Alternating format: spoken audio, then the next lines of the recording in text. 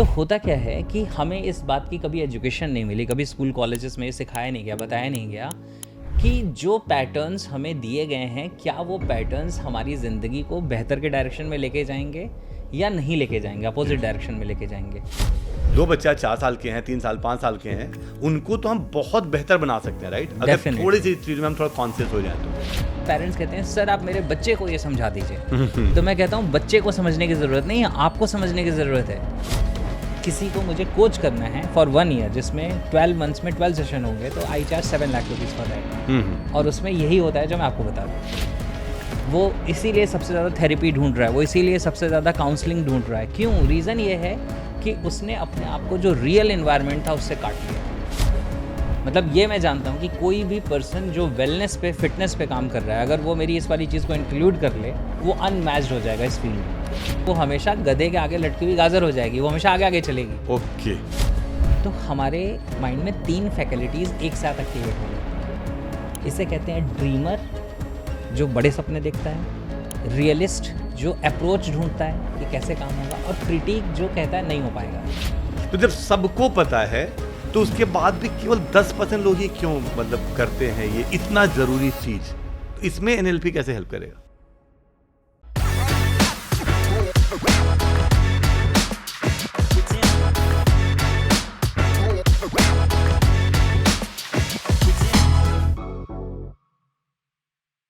Hi everyone, आज का जो पॉडकास्ट है ना, ये हमारे लिए, मेरे लिए बहुत इंपॉर्टेंट होने वाला है और हम सभी के लिए बहुत इंपॉर्टेंट होने वाला है, क्योंकि जाने अनजाने हम बहुत बार चीज़ों को समझ के या चीज़ों को डेप्थ में नहीं जाके बाहर से उसको बदलने की कोशिश कर रहे होते हैं, राइट? और ये वो होता है कि हम चाह के भी नहीं बदल पाते, क्योंकि उसका हमें लॉजिक नहीं पता होता, उसका हमें अंदर से एग्जैक्ट रीज़न क्या है वो नहीं पता होता। यहाँ पे बहुत बड़ा रोल आ जाता है माइंड ट्रांसफॉर्मेशन का, ब्रेन को रीवायर करने का, ब्रेन को ट्रांसफॉर्मेशन करने का। और एक टेक्निक बोली जाती है, आई थिंक सब लोग अवेयर भी होंगे, बहुत लोग होंगे, जिसको बोलते हैं NLP, राइट? NLP एक ऐसी टेक्निक है जो आपके यहाँ काम करती है और थोड़ा अंदर जाके काम करती है, राइट?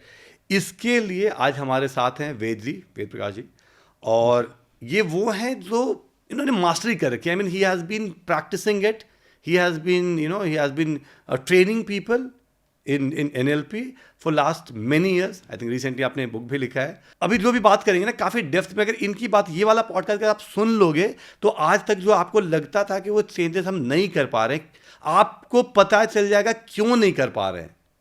और अगर जेन्युइनली ये पॉडकास्ट को अगर अच्छे से आपने सुन लिया, फॉलो कर लिया, 1 2 बार 3 बार रिपीट कर लिया, तो मेरे हिसाब से ये दुख अब जिंदगी भर के लिए ख़त्म हो जाएगा।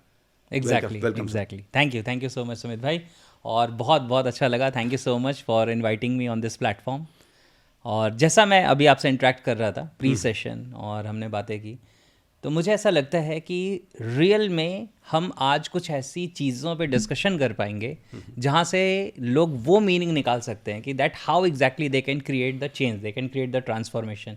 क्योंकि कॉन्शियसली हर इंसान को पता है क्या करना चाहिए, yes. लेकिन उसके बावजूद वो कर नहीं पाता, या अगर शुरू करता है तो कंटिन्यू नहीं रख पाता। तो आज हम उन चीज़ों के ऊपर डिस्कस करेंगे और जैसा भी आप चाहेंगे उस तरीके से उन क्वेश्चंस की गहराइयों तक जाएंगे। बढ़िया। एक तो इसमें सबसे पहला ये आ जाता है, जैसे मान लो कि कॉन्शियस माइंड एंड सब कॉन्शियस या अनकॉन्शियस जो हम बोल रहे थे। अब यहाँ पे जाने अनजाने तो सभी को पता, मतलब मान लो कि सभी अनअवेयरनेस में भी करते तो मैक्सिमम अनकॉन्शियस वाला, सबकॉन्शियस वाला ही काम है, राइट?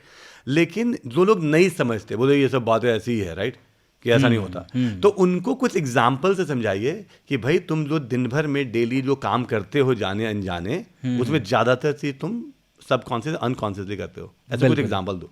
बिल्कुल, इसे समझते हैं और बहुत अच्छे से समझते हैं, राइट? देखिए क्या होता है कि 2 एग्जाम्पल बताता हूँ। एक बताता हूँ जिसे हम कहते हैं मेटाफर या एक रेफरेंस से बताता हूँ, और दूसरा बताता हूँ जिसमें हम खुद को ऑब्जर्व करके समझ पाएंगे कि मेरे साथ भी ऐसा ही हो रहा है, राइट? तो इस एग्जाम्पल को कहते हैं हॉर्स एंड राइडर, राइट? अब मुझे बताइए कि फिजिकली ज़्यादा जो ताकत है, जो पावर है, वो किसके पास ज़्यादा है? राइडर, घुड़सवार के पास, या हॉर्स के पास? घोड़े के पास, राइट?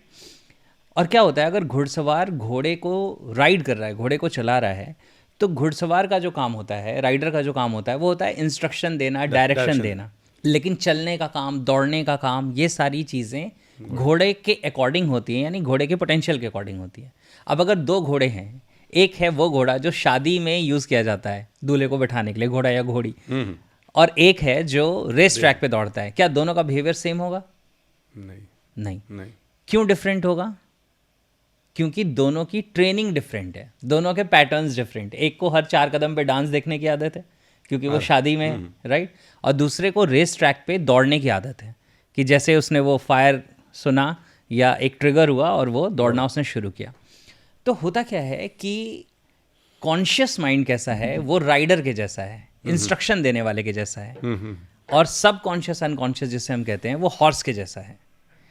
तो होता क्या है कि जो चीज़ आप कॉन्शियसली डिसाइड करते हैं उसकी प्रोग्रामिंग आपके सबकॉन्शियस में अगर इंस्टॉल्ड है तो आपका सबकॉन्शियस उसको सपोर्ट करेगा। अगर उसकी प्रोग्रामिंग इंस्टॉल्ड नहीं है तो फिर आप उसको काम को नहीं कर पाएंगे, आपको उसके लिए प्रॉब्लम्स आएंगी, आपको दिक्कत आएगी। जैसे एक सिंपल सी चीज़ है, अभी मैं आपसे हिंदी में बात करूं, इंग्लिश में बात करूं, आपको समझ आएगा, लेकिन मैं चाइनीज़ में बात करूं तो आपको नहीं समझ आएगा।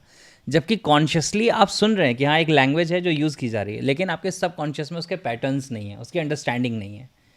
तो ये जो मीनिंग, अंडरस्टैंडिंग, फंक्शनिंग, एक्शन, ये सारी चीज़ें होती हैं, ये सबकॉन्शियस अनकॉन्शियस लेवल्स पे होती हैं। कॉन्शियसली हम सिर्फ डिसाइड करते हैं, चूज़ करते हैं।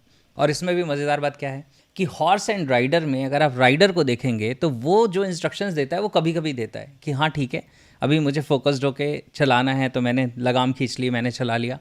लेकिन मैक्सिमम काम जब राइडर ध्यान नहीं भी देता है तो हॉर्स अपनी ट्रेनिंग के अकॉर्डिंग करता है। सेम यही हमारी ज़िंदगी में होता है। हम कॉन्शियसली को चूज़ करते हैं तो कॉन्शियसली हम उस काम को कर सकते हैं, हमारा सबकॉन्शियस सपोर्ट करेगा।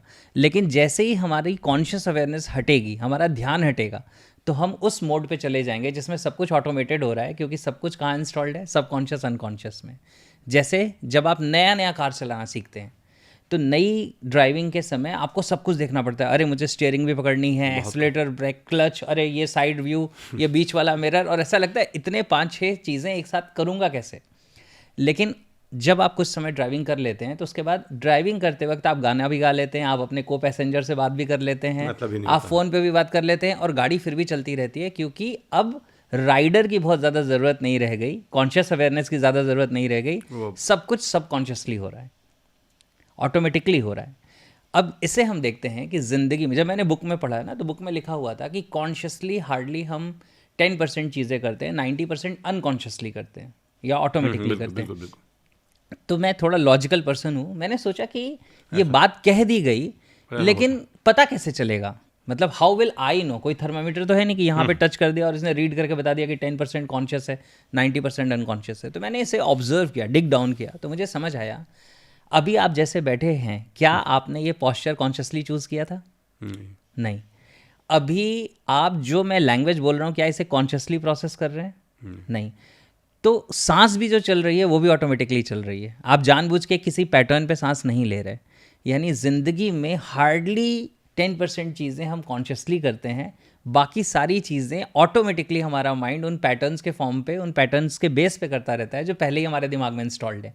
यानी आपकी सांस लेने का एक पैटर्न है, उसके अकॉर्डिंग आप सांस ले रहे हैं। आपके पॉस्चर को होल्ड करने का एक पैटर्न है, आप उस पॉस्चर में बैठे हुए हैं। अभी कॉन्शियसली आपने चेंज करना चाहा तो आपने चेंज कर लिया, लेकिन जब तक कॉन्शियस चॉइस नहीं रखेंगे, यानी कि जब तक घुड़सवार घोड़े को इंस्ट्रक्शन नहीं देगा, घोड़ा अपने अकॉर्डिंग काम करेगा। तो ये है कॉन्शियस सबकॉन्शियस। तो कॉन्शियस राइडर जैसा है, और सबकॉन्शियस या अनकॉन्शियस जिसे हम कहते हैं वो हॉर्स जैसा है। उसके पास ताकत सारी है, और जब तक आप उसको, उसकी ताकत को अपने मन मुताबिक यूज़ नहीं करेंगे तो वो अपने पैटर्न्स के अकॉर्डिंग चलता रहेगा। और वो 90% चीज़ें कर रहा है, तो इसीलिए जैसे ही सावधानी हटी दुर्घटना घटी। यानी जैसे ही किसी ने कॉन्शियस अवेयरनेस अपनी छोड़ी, क्योंकि रह नहीं सकते हम ज़्यादा कॉन्शियस, मैक्सिमम चीज़ें हमारा माइंड वर्क ही ऐसे करता है कि जो काम आप कॉन्शियसली करेंगे आपका माइंड जल्दी से जल्दी उसे अनकॉन्शियस में लर्न कर लेना चाहता है। जैसे आज आप पॉडकास्ट में आए, आज आप फर्स्ट टाइम अगर सपोज करो इस चेयर पे बैठ रहे हैं, नेक्स्ट टाइम पहली बार आपको चूज़ करना पड़ा होगा कि मैं उधर बैठूं या इधर बैठूं, लेकिन नेक्स्ट टाइम जब आप आएंगे तो आपको सोचना भी नहीं पड़ेगा, सबसे पहले नज़र उस कुर्सी पे जाएगी, क्योंकि उसका पैटर्न एक बार में ही बन गया। तो इतना फास्ट लर्न करता है हमारा माइंड। नहीं, तो इसमें जैसे मान लो कि इसमें एक जो बहुत बड़ा क्वेश्चन आ जाता है, राइट, कि अगर ये पैटर्न, राइट, तो पैटर्न बना कैसे, राइट? पैटर्न बना कैसे? पैटर्न कोई भी चीज रिपीट किया तो पैटर्न बन गया, राइट? फिर मतलब बचपन से ही मतलब कि सारा पैटर्न हम ठीक क्यों नहीं बनाते हैं, या बना सकते हैं नहीं बना सकते हैं टाइप?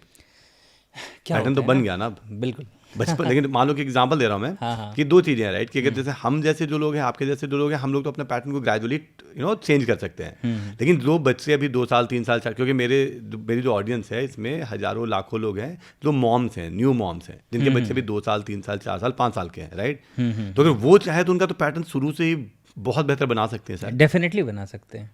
क्या होता है, पैटर्न कैसे बनता है, पहला सवाल आपका ये था, पहले इस हाफ को ले लेते हैं। जैसे क्या होता है ना, एक स्पिरिचुअलिटी में एक कॉन्सेप्ट है, मैं बताता हूँ कि जैसे अगर यहाँ पे एक ग्लास में पानी है और मैं यहाँ पे गिरा दूँ तो थोड़ा पानी यहाँ पे फैल गया।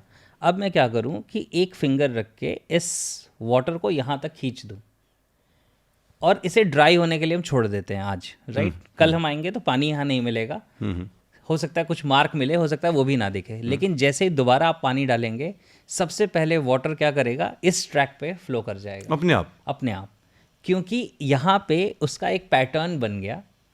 इस डेस्क पे जो वाटर सरफेस जिस तरीके से ट्रेवल हुई ना, उस तरीके से एक पैटर्न बन चुका है। आप कभी आर्टिस्ट को देखिएगा, अगर वो पेंटिंग बनाते हैं, तो ये मैं प्रैक्टिकल करके देख लूंगा फिर कल। हाँ हाँ बिल्कुल कर लीजिए। तो क्या होता है, आप कभी भी देखिए ना, आपने अगर पानी कहीं तक स्प्रेड किया है, नेक्स्ट टाइम आप पानी डालते हैं फ्लोर पे तो सबसे पहले वहां तक पहुंच जाएगा जहां तक आपने पहले डाल रखा था, क्योंकि वो पैटर्न बना हुआ है, राइट। कुछ मॉलिक्यूल्स इसमें ऑब्जॉर्व हो गए, कुछ स्मूथनिंग हो गई, कुछ चीज़ें हो गई। ऐसे ही हमारे माइंड के साथ होता है कि जब हम फर्स्ट टाइम भी कोई चीज़ करते हैं तो एक न्यूरल पाथवे बनता है। न्यूरल पाथवे क्या कहते हैं, न्यूरॉन्स जिस सीक्वेंस में फायर होते हैं उनकी एक वायरिंग हो जाती है। तो एनएलपी में हम इसे कहते हैं neurons that fire together wire together. तो क्या होता है कि जैसे फर्स्ट टाइम आपने कोई बिहेवियर किया तो फर्स्ट टाइम आपने एक न्यूरॉन्स के सीक्वेंस को फायर किया है, उनकी वायरिंग हो गई। अब अगर आपने इस सेम सीक्वेंस को रिपीट कर लिया 2 बार 3 बार 4 बार, तो जितने ज़्यादा रिपीट करेंगे उतनी ज़्यादा स्ट्रांग वायरिंग हो जाएगी, ठीक है। उतनी कम उसमें कॉन्शियस अवेयरनेस की ज़रूरत पड़ेगी। यानी कि नेक्स्ट टाइम अब आपको होश में वो काम करने की ज़रूरत नहीं है, ऑटोमेटिकली वो काम आप कर सकते हैं। जैसे अब आप ड्राइविंग ऑटोमेटिकली कर लेते हैं, लेडीज़ हैं वो रोटी ऑटोमेटिकली बना लेती हैं, वो कुछ भी काम कर रही हैं, उनका हाथ चल रहा है, उनका ध्यान भी नहीं है, तो भी उन्हें ऑटोमेटिकली सब कुछ हो जाएगा कि अब ये गोल हो गई, अब इसे तवे पे डालना है, अब ऐसा करना है, सारी चीज़ें ऑटोमेटिक हो जाती हैं क्योंकि वो पैटर्न्स बन गए हैं। तो पैटर्न बनते ऐसे हैं।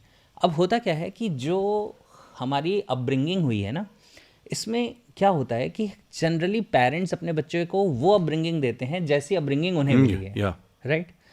तो होता क्या है कि हमें इस बात की कभी एजुकेशन नहीं मिली, कभी स्कूल कॉलेजेस में सिखाया नहीं गया, बताया नहीं गया कि जो पैटर्न्स हमें दिए गए हैं, क्या वो पैटर्न्स हमारी ज़िंदगी को बेहतर के डायरेक्शन में लेके जाएंगे या नहीं लेके जाएंगे, अपोजिट डायरेक्शन में लेके जाएंगे। तो हम क्या कर रहे हैं, हम वो कर रहे हैं जैसा हमने देखा, हमने सीखा, हमने अपने एनवायरनमेंट में देखा, राइट। कोई ज़रूरी नहीं है कि वो पैटर्न हमारे फेवर में हो। यस। तो अगर किसी बच्चे को, जब वो बहुत छोटा है, जैसे आपने बोला कि आपकी ऑडियंस में बहुत सारी मॉम्स हैं जो छोटे बच्चों की मॉम्स हैं, अगर वो बचपन से अपने बच्चे को सही डायरेक्शन में ट्रेन करें, यानी उन्हें साइंस ऑफ माइंड की लर्निंग हो कि लैंग्वेज का क्या फ़र्क होता है, किस तरह के शब्दों को यूज़ करने से क्या होता है, किस तरह की बॉडी लैंग्वेज से क्या होता है, किस तरह के एक्सप्रेशन से क्या होता है, ह्यूमन साइकोलॉजी क्या होती है, और वो थोड़ी भी इसमें मैच्योरिटी दिखाएं, थोड़ा भी लर्न करें, तो वो अपने बच्चे को बहुत ज़्यादा सही तरीके से सही एनवायरनमेंट में एक अच्छी अपब्रिंगिंग दे सकते हैं, जिसमें वही शादी वाले घोड़े की जगह वो रेस ट्रैक वाले घोड़े की ट्रेनिंग हो जाएगी। जैसे मैं आपको बताता हूँ, दुनिया के जो अमीर लोग हैं, जो बहुत ज़्यादा रिच क्लास के लोग हैं, अगर आप उनकी फैमिली को कभी भी देखेंगे तो वो अपने बच्चे को चेस खेलने के लिए इनकरेज करते हैं, वो अपने बच्चे को गोल्फ खेलने के लिए इनकरेज करते हैं। उसके पीछे रीज़न क्या है? क्या वो सिर्फ गेम है? नहीं, उसके पीछे बहुत बड़ी साइकोलॉजी है। क्योंकि जब वो चेस खेलता है तो वो स्ट्रैटेजीज़ बनाने की प्रोग्रामिंग अडॉप्ट करता है। क्योंकि उसको क्या है, सामने वाला अपोनेंट है, उसको पता है कि ये नेक्स्ट अगर ये मूव करेगा तो नेक्स्ट इसकी 5-6 पॉसिबिलिटीज़ क्या हैं, क्या होगी। तो उस समय वो पर्सन का माइंड जो है वो स्ट्रैटेजीज़ में डेवलप हो रहा है कि जब मैं कल को बिजनेस करूँगा, अपने पेरेंट्स का एम्पायर संभालूंगा, तो मैं ये करूँगा तो ये कॉन्सिक्वेंसेस हो सकते हैं। तो उस समय वो स्ट्रैटेजीज़ लर्न कर रहा है, यानी कि उसके माइंड की वो प्रोग्रामिंग हो रही है।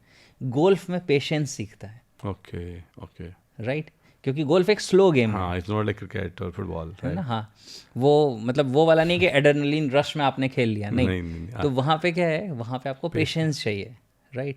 फिर दूसरी बात क्या होती है, वहाँ पे जो कनेक्शंस बनते हैं आपके, हाँ, फिर वो जो नेटवर्क बनता है वो बहुत स्ट्रांग होता है। तो आपके उन चीज़ों की लर्निंग उन बच्चों को बचपन से दी जा रही है, ओके। क्योंकि उनको ये पता है कि भाई इससे हमें हो सकता है कि इससे हमें चेस प्लेयर नहीं बनाना, हमें इसे गोल्फ प्लेयर नहीं बनाना, लेकिन हमें इसके माइंड को प्रिपेयर करना है कि ये कल को स्ट्रैटेजीज समझ सके। इसमें कल से पेशेंस हो, नेटवर्किंग बिल्कुल समझे। एग्जैक्टली और इसी वजह से जैसे कभी पेरेंटिंग के किसी टॉपिक पे मेरा डिस्कशन होता है तो मैं कहता हूँ बच्चे को 2 गेम ज़रूर खिलवाइए, मतलब चेस और गोल्फ तो ठीक है, 2 तरह के गेम खिलाइए। एक है सोलो गेम्स। सोलो गेम्स कैसे हैं, जैसे आप बैडमिंटन खेल रहे हैं, आप टेनिस खेल रहे हैं, तो उसमें जीत और हार की रिस्पॉन्सिबिलिटी खुद लेना सीखेंगे, ओके, यस यस क्योंकि ये चीज़ आप कॉन्शियसली कह के नहीं सिखा सकते, यस यस, लेकिन वो अपने आप ही हो जाएगा। वो अपने आप सीख जाएगा, क्योंकि उसको पता है कि जीता तो भी मैं अपनी वजह से जीता और हारा तो भी मैं अपनी वजह से हारा। परफेक्ट। दूसरा, उसे टीम वाले गेम्स भी ज़रूर खिलवाइए, क्योंकि टीम के गेम्स में वो टीम प्लेयर बनना सीखेगा, यानी कि जिसमें जैसे क्रिकेट है, फुटबॉल है, कुछ ऐसा है, तो वो वहाँ पे ये सीखता है कि सिर्फ जीत और हार मेरे ऊपर डिपेंडेंट नहीं है, मैं अपनी टीम के साथ कैसे परफॉर्म कर रहा हूँ उसके ऊपर भी डिपेंडेंट है। और फिर आप सोचो, जब इस तरह से मैच्योर्ड लोग, इस तरह के अंडरस्टैंडिंग वाले लोग अच्छी जगह पे जॉब में जाएंगे या कॉर्पोरेट में जाएंगे या एंटरप्रेन्योर बनेंगे, तो कितना डिफरेंस क्रिएट करेंगे। Yes yes. तो ये सारी चीज़ें क्या हैं, ये वो पैटर्न्स हैं जो कॉन्शियसली बच्चा नहीं सीख रहा है, अनकॉन्शियसली सीख रहा है, ऑटोमेटिकली सीख रहा है उन गेम्स के थ्रू, उन इंट्रैक्शंस के थ्रू। और ऐसे ही लैंग्वेज है, जो हम शब्दों का यूज़ करते हैं, जो हम लैंग्वेज यूज़ करते हैं, मतलब कई बार लोग कहते हैं ना, अरे बोलने से क्या फ़र्क पड़ता है, बोलने से बहुत फ़र्क पड़ता है, यस यस, ज़मीन आसमान का फ़र्क पड़ता है। लेकिन मैं ऐसा कहता हूँ कि एक इंसान को बोलना 1-1.5 साल की एज में आ जाता है, लेकिन क्या बोलना है, वो कैसे बोलना है, क्या नहीं बोलना है, ये सीखने में सारी ज़िंदगी निकल जाती है और कभी फिर भी लोग नहीं सीख पाते। तो इसमें लेकिन एक जो गलती जो मैंने देखी है, राइट, एक तो जैसे जो अभी सर ने बताया, मैं रिक्वेस्ट कर रहा हूँ सभी से, राइट, सभी से, क्योंकि मैं आई थिंक सारे ही न्यू मॉम्स हैं और सारे वैसे मॉम्स हैं जिनके बच्चे अभी 2 साल 4 साल 5 साल 6 और यहाँ पे हम बहुत कुछ चेंज कर सकते हैं। वही चेंजेस मतलब 20 साल में 25 साल में करना मुश्किल हो जाता है, बहुत मुश्किल, राइट। तो ये जो अभी जो बात बोली है ना, ये वाला 5 मिनट, इसको तो रिमाइंड करके देख लेना रिमाइंड यू नो, क्योंकि बड़ा इंपॉर्टेंट है, राइट, कि इसको अच्छे से 2 बार 3 बार कभी कभी सुनने से ना ज़्यादा अच्छे से बढ़िया समझ में आ जाती है, राइट। अब यहाँ पे जो आपने बोला, इसमें ना एक दिक्कत आती है फिर से, कि अभी जो आपने ना दोनों ही चीज़ें बोली, राइट, कि पहले वाले तो अंडरस्टैंडिंग और ये सब चीज़ सीखेंगे, जो सेकंड वाली बात बोली ना लैंग्वेज की, तो ये क्योंकि लैंग्वेज में जो मैंने देखा है, मान लो कि अनकॉन्शियसली किया हमने, राइट, लैंग्वेज में, कि उसके लिए तो फिर पेरेंट को ही अपनी लैंग्वेज ठीक करनी होगी। बिल्कुल, राइट, क्योंकि वो सबसे ज़्यादा, जैसे मान लो एग्जांपल दे रहा हूँ कि बहुत सारे वर्ड्स जो बोलते हैं पेरेंट, बहुत सारे पेरेंट्स, राइट, और वो बोलते ही खुद ही गलत है टाइप, बिल्कुल, राइट। तो इसके लिए तो अब मतलब उसको खुद को सिखाना पड़ेगा ना, कि बच्चे को सिखाएं। डेफिनेटली मैं आपको बताता हूँ, जैसे कभी कोई पेरेंट ने कांटेक्ट किया, जनरली मेरे ट्रेनिंग प्रोग्राम्स में होता ये है कि ट्रेनिंग प्रोग्राम्स में लोग आते हैं और फिर उनको ऐसा लगता है कि हमारा ये इशू है तो आप हेल्प कर दो, तो मैं उनको फिर गाइड कर देता हूँ कि आपने अगर NLP सीखी है तो मैं आपको बता देता हूँ क्या स्ट्रक्चर्स है। तो इसमें क्या होता है ना, कुछ चीज़ें समझने की ज़रूरत होती है। जब पेरेंट्स कहते हैं सर आप मेरे बच्चे को ये समझा दीजिए, तो मैं कहता हूँ बच्चे को समझने की ज़रूरत नहीं है, आपको समझने की ज़रूरत है, क्योंकि बच्चा तो अभी उस लेवल पे है जहाँ पे अभी उसकी उतनी मैच्योरिटी डेवलप नहीं हुई है। उसको तो मैं कुछ चीज़ें ज़रूर शेयर कर सकता हूँ, लेकिन सबसे बड़ी बात यह है कि आप उसका इन्वायरमेंट बना रहे हैं, आप उसकी प्रोग्रामिंग रोज़ कर रहे हैं। मैं तो उसके साथ कितनी देर बात करूँगा, लेकिन अगर आपको उसके साथ कम्युनिकेट करना नहीं आता, आप सही तरीके से कम्युनिकेट नहीं करते, तो आप हो सकता है अनजाने में अपने बच्चे का सबसे ज़्यादा नुकसान कर दें, क्योंकि इसका अंदाज़ा नहीं होता लोगों को कि वो जो बातें कर रहे हैं वो क्या कर रहे हैं। वो अपने बच्चे के साथ जिस तरह का कन्वर्सेशन कर रहे हैं, जैसे बहुत सारे पेरेंट्स की आदत होती है कि वो अपने बच्चों का कंपैरिजन करते रहते हैं। तुमसे अच्छा तो वो पड़ोसी का बच्चा है, तुमसे अच्छा तो वो देखो तुम्हारी जो नेबर है वो है, तुमसे अच्छे तो तुम्हारे जो कजन्स हैं वो हैं, और डेली अनजाने में भी 2-4 बार बोल ही देते हैं डेली। बिल्कुल बिल्कुल। ज़रा सा बच्चे से कोई गलती हुई, जैसे अगर सपोज करो ये ग्लास है, उससे ज़रा सा गिर गया या कुछ हो गया, तुमसे एक काम ढंग से नहीं होता। अब क्या है कि जब भी आप इस तरह की चीज़ें कर रहे हो तो उस बच्चे के माइंड के अंदर एक फाइल क्रिएट हो। ये बहुत गहरी बात बता रहा हूँ, है ना, एंड मैं सच में ये दिल से चाहता हूँ कि ज़्यादा से ज़्यादा लोग इस बात को समझें। जो साइंस ऑफ माइंड में मैंने आज तक समझा है और सिंप्लीफाई किया है लास्ट 14-15 ईयर्स में NLP को, तो मैंने समझा है कि एक चीज़ है जो हमारे माइंड के लिए सबसे ज़्यादा इंपॉर्टेंट होती है, मतलब हमारी जान से भी ज़्यादा इंपॉर्टेंट होती है। वो चीज़ होती है हमारी आइडेंटिटी, हमारी पहचान। इसको कहते हैं identity is the biggest position. कोई भी इंसान के लिए जो उसकी सबसे बड़ी पूंजी है, जो सबसे बड़ी उसकी वो कहते हैं ना जायदाद है, वो है उसकी आइडेंटिटी। ओके। तो और आइडेंटिटी के बारे में हमें अवेयरनेस नहीं है कि हम अपनी लैंग्वेज से आइडेंटिटी का क्या कर रहे हैं। तो जितने भी सेंटेंसेस एक पेरेंट बच्चे के लिए यूज़ करता है यू आर के साथ, यू आर, हाँ हाँ हाँ, यू आर उसके साथ जो भी सेंटेंसेस यूज़ करता है वो उस बच्चे के आइडेंटिटी क्रिएट करते हैं।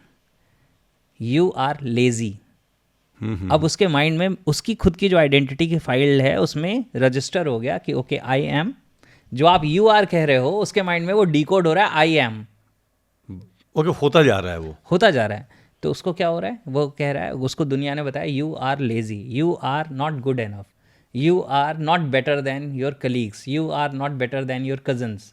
अब उसके माइंड में ये सारी चीज़ें आई एम के फॉर्म में रजिस्टर हो रही हैं। जो सच्ची में होती है ये। सच में होती है ना। आप किसी से पूछो, किसी से भी आप पूछो कि भाई तुम्हारी प्रॉब्लम क्या है, यार मैं तो ना काम को कल पे टालता हूँ। अच्छा ठीक है, तुम सोच के बताओ, याद करके बताओ कि तुम्हें ऐसा क्यों लगता है कि तुम काम कल पे टालते हो। तो कई बार लोग आंसर करेंगे यार बचपन से मुझे बताया लोगों ने। Okay, okay. क्योंकि उसके माइंड में कॉन्शियसली आज उसको याद ना भी हो लेकिन अनकॉन्शियसली माइंड के अंदर वो प्रोग्रामिंग है। जो भी लोग, आप सपोज करो जो लोग कहते हैं ना कि यार मैं तो एवरेज पर्सन हूँ, उनके माइंड में प्रोग्रामिंग है कि आई एम एवरेज पर्सन। वो एक्स्ट्राऑर्डिनरी कैसे बनेंगे? क्योंकि उनकी जो माइंड की फाइल है वो कह रही है यू आर एवरेज, और वो आपकी सबसे बड़ी पूंजी है। तो आप कुछ भी करेंगे लेकिन अपनी उस फाइल को प्रोटेक्ट करेंगे। वो फाइल ही आपको सक्सेसफुल नहीं होने देगी। अगर आप सक्सेसफुल होंगे तो आप लूज करके वापस वहीं पहुंच जाएंगे। क्यों? बट क्योंकि वो फाइल वो क्यों बनाएगा? क्योंकि आपने मान लो बोला वो कि जानबूझ के नहीं बनाता ना, ओके, ऑटोमेटिकली बन रही। जब बच्चे का माइंड 6-7 साल तक का जब तक डेवलप नहीं हुआ है तब तक उसकी कॉन्शियस लेवल ऑफ थिंकिंग ज़्यादा डेवलप नहीं है।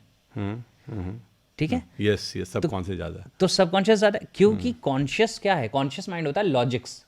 अभी उसके लॉजिक डेवलप नहीं हुए हैं। मैं आपको बताऊं एक बात है, मतलब क्या कहते हैं, पिंचिंग है, थोड़ी चुभने वाली है। एक बच्चा है, वो अपनी माँ को पता है कितना ट्रस्ट करता है। उसको पता है मुझे भूख लगने से पहले मेरी माँ को पता चल जाता है कि मुझे भूख लगी होगी। तो आप ये सोच के देखिए कि उसके लिए माँ कितनी बड़ी सिग्निफिकेंट फिगर है, कि मतलब माँ को मेरे बारे में सब कुछ पता है, जो वो कह रही है सब सही ही कह रही है। और उस समय माँ कह रही है कि तुम तो अच्छे नहीं हो, तेरे से उस ये समय नहीं होता, तेरे से वो नहीं होता, हाँ तेरे से ये नहीं होता, तेरे से वो नहीं होता, तू इससे बेहतर नहीं है, तू ये भी नहीं कर पाता, तू वो भी नहीं कर पाता। और उसका माइंड क्या कर रहा है, वो सारी चीज़ों को एक्सेप्ट कर रहा है। और उसके बाद फिर जब वो अपनी रियल ज़िंदगी में आता है, अब वो कुछ करना चाहता है, लेकिन अंदर की फाइल क्या कहती है कि तुम औरों जैसे नहीं हो, तुम उतने सक्सेसफुल नहीं हो, तुम उतने टैलेंटेड नहीं हो, तुम उतने ज़िम्मेदार नहीं हो, तुम उतने हार्ड वर्किंग नहीं हो। और ये जो प्रोग्रामिंग है, ये प्रोग्रामिंग उसे फिर आगे बढ़ने से रोक देती है। और कई बार एक इंसान इस चीज़ को कभी डिस्कवर ही नहीं कर पाता और वो अपनी उसी आइडेंटिटी से लड़ते लड़ते पूरी ज़िंदगी निकाल देता है। इसमें ना एक चीज़ मैं पूछता हूँ और इसी में, हाँ, हाँ। कि जैसे अभी इससे पहले जो आपने एक बात बोली, इससे पहले एक बात बोली कि दो तरह का बच्चों को दो तरह के स्पोर्ट्स खेलना ही चाहिए। हाँ। क्योंकि आप उसको टीम बिल्डिंग कॉन्सेप्ट होकर नहीं सिखा रहे हो, वो अपने आप ही सीख रहा है, क्योंकि वो साथ में फुटबॉल खेल रहा है, क्रिकेट खेल रहा है, राइट। बिल्कुल। और एक आपने बोला कि भाई तुम बैडमिंटन खेल रहे हो, लॉन टेनिस खेल रहे हो, भाई हारे हो तुम हारे, हाँ किसी और की गलती नहीं, राइट। तो ये बड़ी अच्छी चीज़ बताई।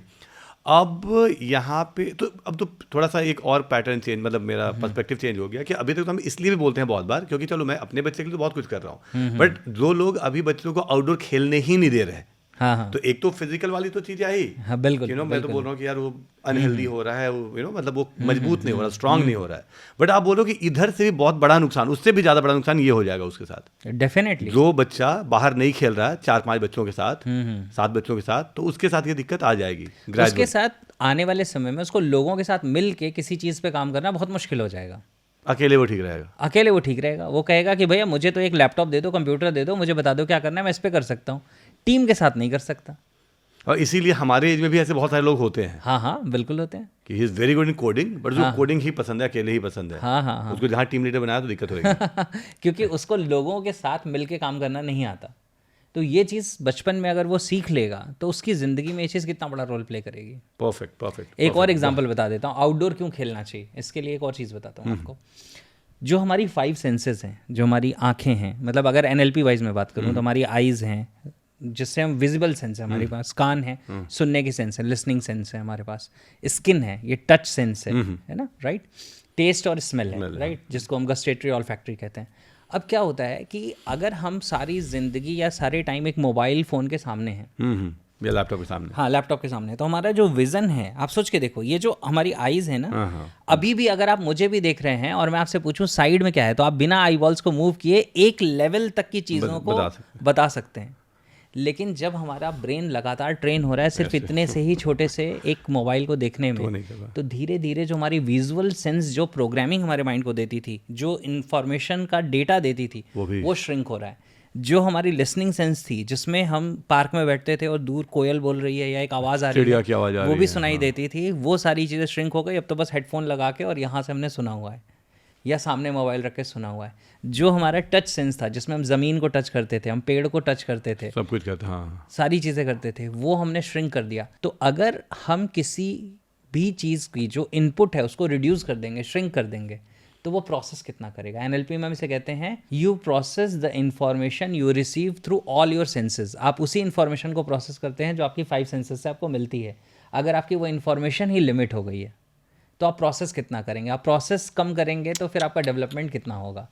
और मैं आपको बता रहा हूँ कि इसी वजह से जो नई जनरेशन आ रही है, उसकी ज़िंदगी में ज़रा सी हार्डशिप आने से वो कहता है यार लाइफ क्विट कर लेते हैं, ये तो मेरे बस का नहीं है।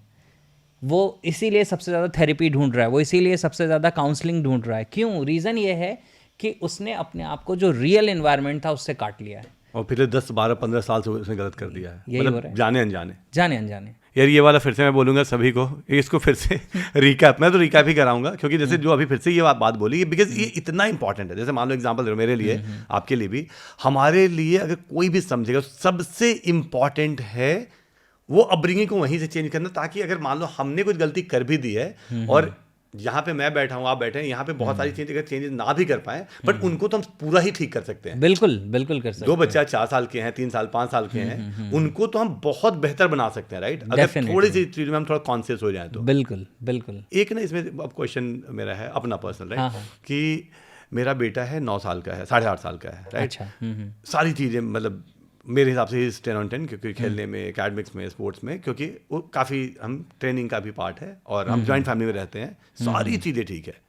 एक गड़बड़ी है जो आपने बोला ना, लैंग्वेज से भी वो फिर फाइल बन जाएगा टाइप, कि सब कुछ ठीक करता है, लेकिन जैसे नॉर्मली कोई चीज़ होता है ना, जैसे जब अपना रेडी होना है या आके स्कूल के कपड़े उतारने, तो हमें लगता है जानबूझ के कर रहा है या जैसे भी कर रहा है, राइट, थोड़ा थोड़ा आराम से, मतलब जो चीज़ 2 मिनट में हो सकती है वो 4 मिनट लगाता है उसमें, ठीक है। लेकिन तो अब मेरे हिसाब से तो स्लो है उस चीज को करने में, लेकिन जब कहीं मूवी के लिए जाना होता है तुरंत रेडी हो जाता है। तो ये कैसे वो जानबूझ के कर रहा है। अब उसमें मैं प्रोग्रामिंग की जो आपने बात करी, लैंग्वेज की, वहां पे मेरे से ये गड़बड़ी हो रही है, क्योंकि मैं बोलता हूँ कि यार सब कुछ ठीक है, लेकिन इस मामले में तो ये स्लो है, राइट।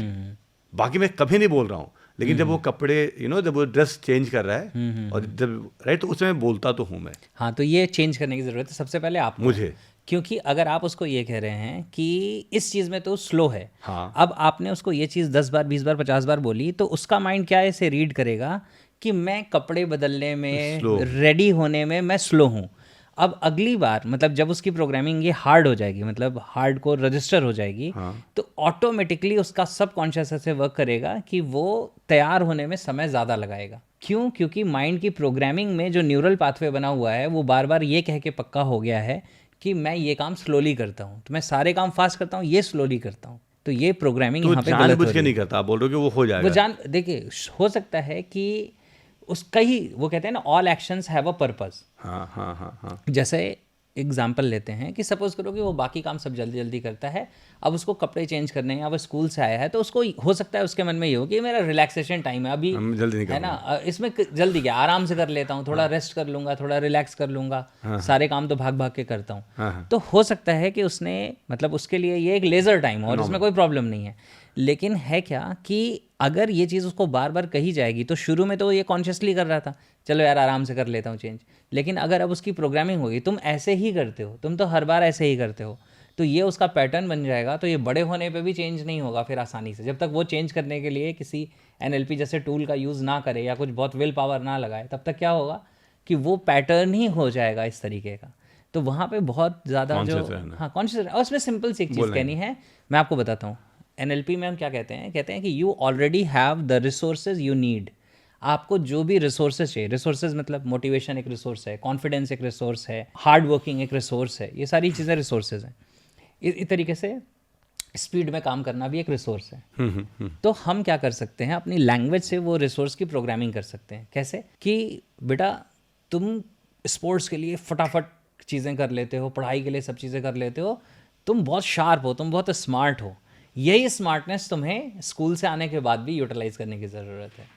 परफेक्ट। तो क्या होगा कि आपने उसको याद दिला दी, हनुमान जी को उनकी शक्तियां याद दिलाई गई तो वो समुद्र कूद गए। हाँ हाँ, Right? तो इसको याद जब, दिलाना जब आपने उसको ये, अगर हमने उसको ये कह दिया तुम ये काम ढीला करते हो, ये तुम स्लो करते हो, तब तो तो गड़बड़। उसकी यही प्रोग्रामिंग हो रही है। लेकिन आपने कहा कि बेटा आप इतनी सारी चीज़ें अच्छे करते हो, यही पोटेंशियल तो यहाँ भी यूज़ कर सकते हो, तो अब उसकी प्रोग्रामिंग क्रिएट हो जाएगी। Perfect perfect perfect. एक इसे और पूछ लो ना बच्चे के लिए। अब ये मान लो मेरे बच्चे के लिए नहीं है, राइट? हाँ, हाँ। लेकिन मेरे जानने वाले सारे ही बच्चों के लिए है। सभी की मम्मी, सभी की मम्मी, एक भी मैं मॉम से नहीं मिला हूँ जिनके बच्चे छोटे हैं और वो ये बोल दे, सबका एक ही सेंटेंस होता है कि मेरा बच्चा नहीं खाता है, ये बड़ा स्लो खाता है, बहुत धीरे धीरे खाता है या नहीं खाता है। जबकि बिकॉज मैं तो न्यूट्रिशन में हूँ, तो मैं जब देखता हूँ तुम्हारा बच्चा उतना खा रहा है जितना उसको खाना चाहिए, मतलब क्या है ना कि वो खा रहा है, जब उसको भूख लगती है तब तो खाता ही है। लेकिन सभी मम्मियों का, मेरे हिसाब से तो 90% मॉम्स ये बोलती हैं कि मेरा बच्चा नहीं खाता, मेरा बेटा नहीं खाता, मेरा बच्चा नहीं खाता। तो ये भी फिर प्रोग्राम हो जाएगा उसके लिए, अगर उसके सामने देखिए उसको अगर ना, देखो नहीं खाता मीन्स क्या नहीं खाता, मतलब हेल्दी फूड नहीं खाता इसकी बात हो रही है, या वो नहीं खाता ही नहीं है। अरे जी, ही तो ये खाता ही नहीं है। नॉर्मली किसी से पूछोगे ना, किसी भी मॉम से आप भी पूछोगे तो मेजॉरिटी ये बोले नहीं तू खाता ही नहीं है।